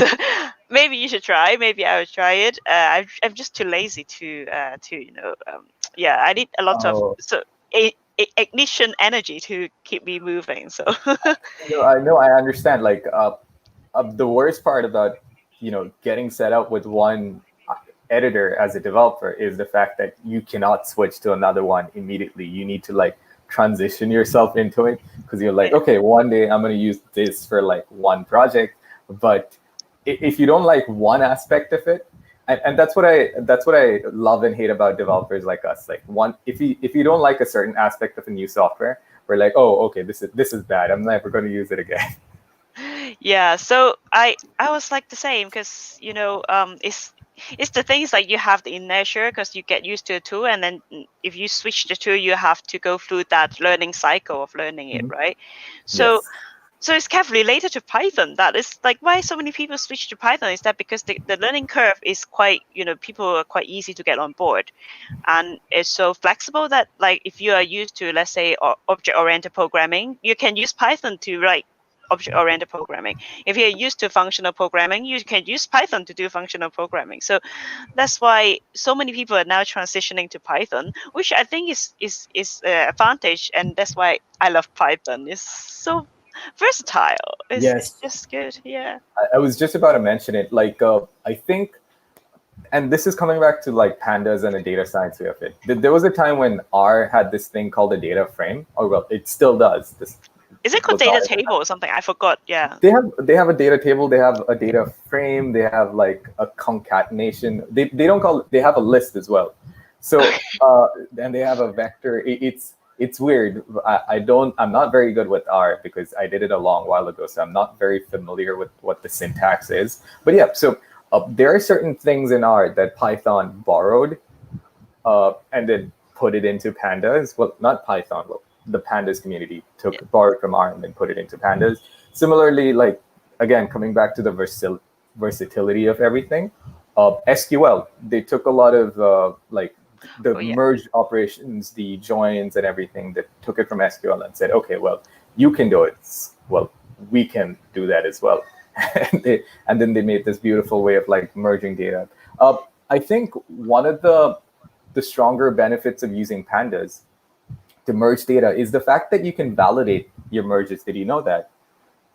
Like, well, validate. What do you mean by that? Explain. I want to know. Okay, so this is very interesting. So I was doing a course on data camp a while back, and they mentioned validate. So when you're using your pandas data frame and you're merging one frame with another data frame, you have this method, or you have this parameter called validate in the merge method when you call pd.merge or pandas.merge.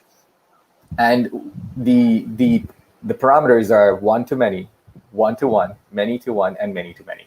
So when you do the merge, pandas will check for you if the merge was done in a one-to-one mapping, and if it's not, it will throw an exception. Like, that is like a data engineer's dream.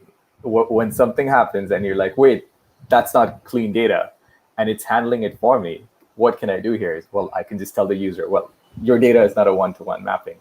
Imagine if you had that issue with SQL, SQL is just going to give you like a bunch of rows with copies of them, and you're like, okay, you know what? I just got to drop duplicates now.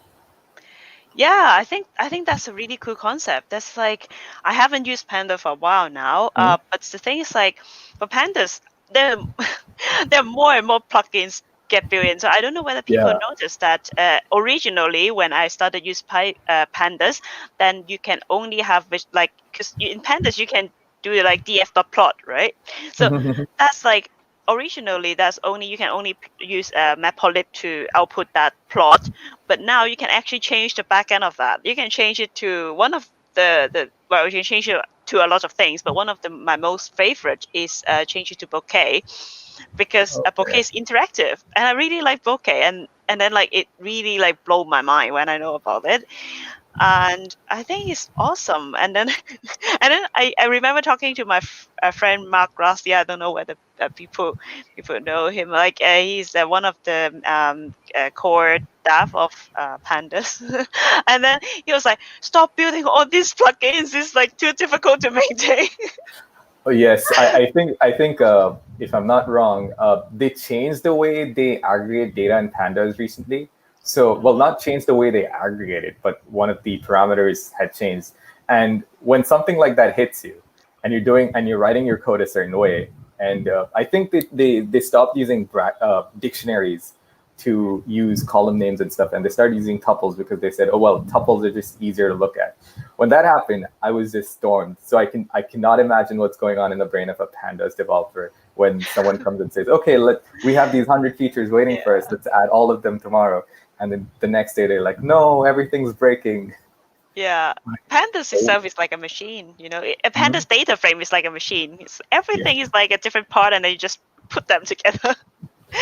So actually, actually, like, funny that you mentioned stuff like that, because in fact, when you mentioned the bokeh and the plugins, the first thing that popped in my mind was Seaborn, and along with that was how when things get complicated in Python, there's always a wrapper around the complicated thing. And, yes. And then things just get simpler. And another example was have you heard of the package called Uvicorn, or like I don't know what it is, but it's a way of it's a way of running servers on Python. I'm not very familiar. Okay. I'm not a server person, but yeah, like the thing is like Seaborn. I think why my friend all loves about it, because like my friend, they are like statisticians, and then like what they love about it is that because Seaborn do all this like statistical thing at the back for you. So all this facet graph, like if you use Matplotlib, you have to do all this like statistic with NumPy and then put it in. So they're just like, I'm lazy, you know, like I just want a graph, beautiful, and the color palette is beautiful, and they're like, oh, I don't want to do all this like fiddling with the color and things like that. So yeah. Let me make it a little bit worse for you, but oh wait, apparently one of my colleagues is telling me it's not Uvicorn, it's G Unicorn. Oh, G Unicorn. Okay, yes. But I still don't know what it is though. Like, but unicorn sounds like a cool thing. I know. So apparently, there's something called Fast API, and that is built on this. And okay. And as the name states, I think it's the fastest API out there. It should be. I mean, imagine calling yourself fast and then there's something faster than you. I was messing with, like, I was actually doing one of my live stream. I was having a first look at Fast API. I don't know whether Fast API means that it's fast to run or fast to build, because it's so easy to use. Like, and then it come with a automatic documentation, which is, I forgot the name suddenly. It's too late. Swagger, I think. So Swagger API, Swagger, yeah, no, I think the docs. The docs, yeah, you can try it out there, and you can have an interactive section, and you know that's so cool. I was like, oh wow, this is super powerful. Like, I could basically just have all my API done within a few hours. Exactly. In fact, it's not just the build time and the code time. It's also the production time, which is fast, because you don't have to do much. Like, it takes away most of the difficult part away from you, isn't it? Fast API. But I feel like people love Fast API would love Flask rather than Django. Which team are you in? Well, it really depends, because I remember I had the first time I learned Django, it took me 4 days to really understand what's going on, because it was very hard to wrap myself around the model view architecture, or MVT, model view template architecture. Yeah. For me, it took me two times. Like, the first time I do the Django Girl workshop, I finish it, it works, and I was like, but what's going on? And then I did, actually 3 times. And the second time I go to the official documentation, I go through half of it, because I just need all those things to make things work. But actually, it doesn't work. But anyway, that's another story, maybe I'll talk. And then the third time I look at it, actually I spent a few weeks, only like 1 hour per week, like, to talk about it on the stream. And I start to realize what's going on. It takes me, also I have more experience about like how to build a web app. So it's actually take me a lot of my life experience to learn it. So you are right. Like, and over time, once you get to that third time, you understand the beauty behind what's actually going on. Like, so you're doing this way because it's easier for me, not because it's more difficult. And then you're like, okay, that makes a lot more sense now. But imagine as a beginner just getting dropped into a Django project, and you're like, okay, this is horrible. Yeah. This is my worst thing. The most, like, I made a lot of mistakes because I'm not a very organized person. So if you know me, like, you may see a corner of my room. Well, that's already the tidiest corner, okay? So it's, like, it's a big mess. So for me, it's like I would put the file in the wrong directory. So it's like, why is it not working? Why is it not working? Because I put it in the wrong directory. And I always get lost in directories because they're like, my app and then template and then like my app or something like, it's like so nested. I was like, oh my God. But and the best part is about Django is the fact that, okay, you have to tell it where everything is while routing it. And if you're wrong, if you're not aware of how it's going on, it's just going to break.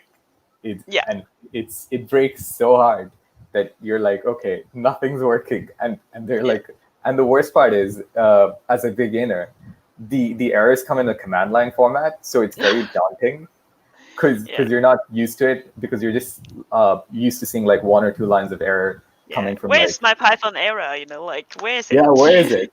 Well, if you're talking about errors, think about SQL. When SQL throws you an error, it's like, okay, you have an error in your code. It doesn't mean it doesn't mean anything. I have to found it, like. Yes. Like, and have you used LaTeX before? LaTeX? No. LaTeX.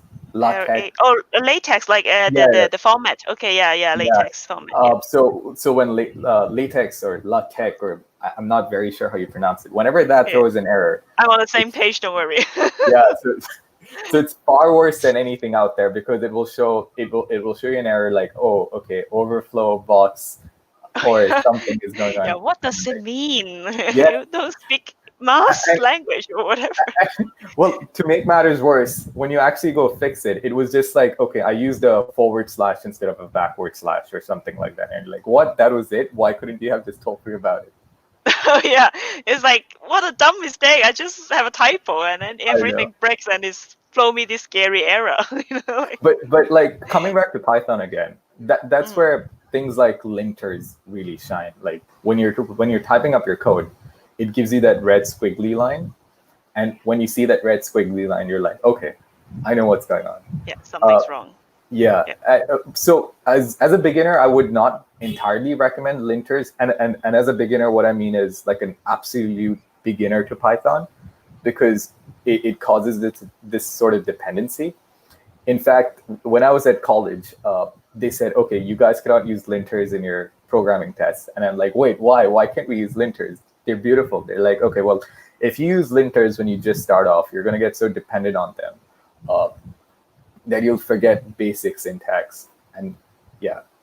So, okay, I think we're nearing the end of the stream now. Yeah, we are going back, actually, our discussion going back to the linter, which is what VS Code is providing. So our discussion come back, we have planned it, actually. We have planned it all. So I'm sorry that we missed Luan in the talk. So again, we will contact Luan and hopefully he would provide a recording for us. So people who really want to join his talk can come back and watch it. But it was a very juicy discussion. I really enjoyed it. Thank you, Jacob.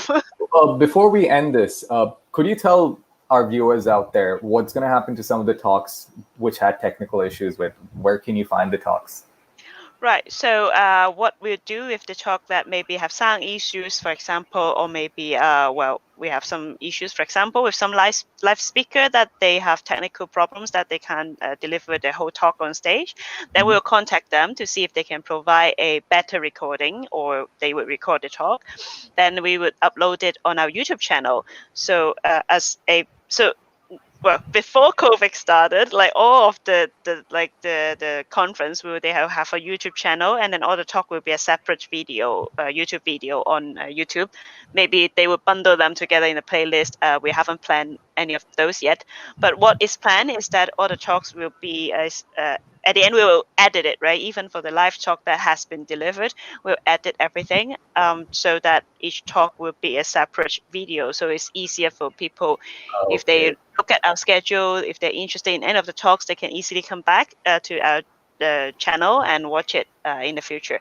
It may take a while until we got everything edited and upload and organized because we are just a volunteer team, and we will think about a solution. Maybe we will hire a company if we have the budget to do it. Well, if it makes matters better, I think, so if you type the timestamp, 0 to minutes, seconds in the minute seconds, hour, minute, second format, and you put it in your description along with, what's happening at that timestamp, users, when they hit the description section, they can just click on the timestamp and it will automatically take them to that part of the video. I think this is a very nice feature. So if for example, we might not get someone who has the time to edit our videos, we can just put our talks in the description, and that would be great for someone. Yeah, that would be a temporary solution. So the live stream that we have, so this is the 4th stream. So we have 3 live stream that is done already. So what happened is that when the live stream ends, YouTube will process it, and then it will be available already. So if someone want to just catch what's going on, yesterday morning, then they could jump in the first stream. And we haven't put the timestamp there yet, so they may have to find it themselves. Yeah. But I think that would be a temporary solution that can be done before we properly, upload all the videos and edit them, and that it may take, I don't know, like at least a few weeks or even a month. I know some conference, they are super efficient. They will have a bunch of volunteers that they could have a sprint after the conference that get it done, but we are not. We actually haven't planned that part yet. So, yeah. Oh yeah, we're a much smaller team, but but we have our advantages. We have like a close knitted group that way. Because I've seen conferences that get very big, and you're like, wait, okay, I'm meeting you for the first time. Are you are you a volunteer here? And they're like, yes, I've been a volunteer for a week now, or something like that. So there are advantages and disadvantages to both approaches. Actually, I had one more question before we head over to our break. Is Pyjamas next year most likely going to be in person, or are we planning to, host it online? Yeah, I had a discussion earlier with Laura in the stream. I think you haven't joined yet. Actually, Pyjamas, the concept in the very beginning was... I can join. Yeah, I was just talking about our discussion before that. Like Pyjamas, the original idea is even before COVID happened, is a online conference. So I think that even COVID is the past, is history, and we just like live go back to what COVID happened before, then we will still be an online conference, because the original idea is to have something different for people who don't want to travel, who can't travel because of their personal, situation. Then they could still join, like have the feeling of joining a conference, have this like a tight knitted community feeling. So that's why we want to offer something different, because live before COVID, most, I would say not every, but most conference, they are in-person conference. So that's why I want to have this this possibility. But it seems like now it's just the perfect timing, because COVID happened, and now the gap between an in-person conference and an online conference is getting smaller and smaller. So It definitely opened up a new set of opportunities. Definitely having this online option, although it has its challenges, it also has its really nice benefits, like the idea that you can join and meet people without needing to travel. If you don't have the funds necessary to attend, then the online removes that barrier. So I'll be very, very happy to continue discussions on this for Pyjamas next year. Yeah, in fact, I feel like what's going to happen is most conferences, even after the post-COVID era where people can actually meet face-to-face, are going to be super hybrid, because you'll have a bunch of people who you'll meet online, and then the actual set of people you'll meet in person, and everything will be so, like, it'll be seamless, because everyone will be both used to the online presence thing and at the same time the face-to-face presence thing. So it won't feel that different later on, I'm hoping.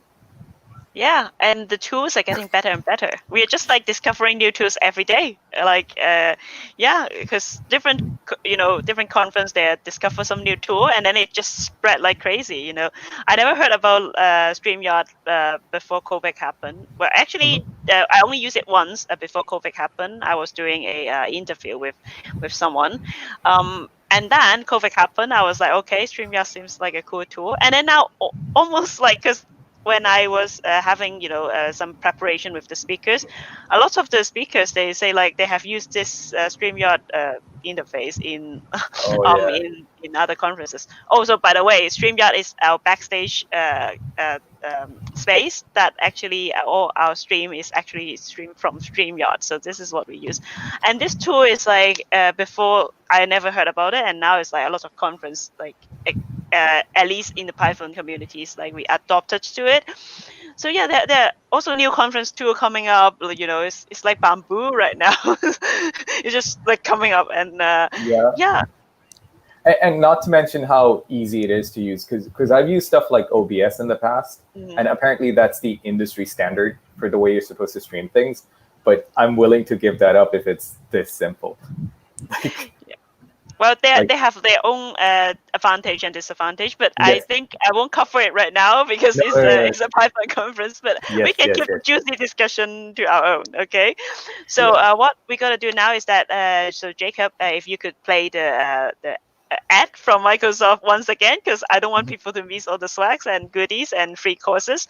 So if you play that, then I will get ready to the next stream. And we can start the next stream very, very soon. And for people who are watching, we will end this stream right now. So what happens is that we will have we'll start our next stream in 30 minutes. But if you're using our playlist, it will just go to the next one, so you don't have to worry about it. So look for our playlist on our channel, and then you can find it and follow us. Enjoy your break, and we'll see you in 30 minutes. See you guys.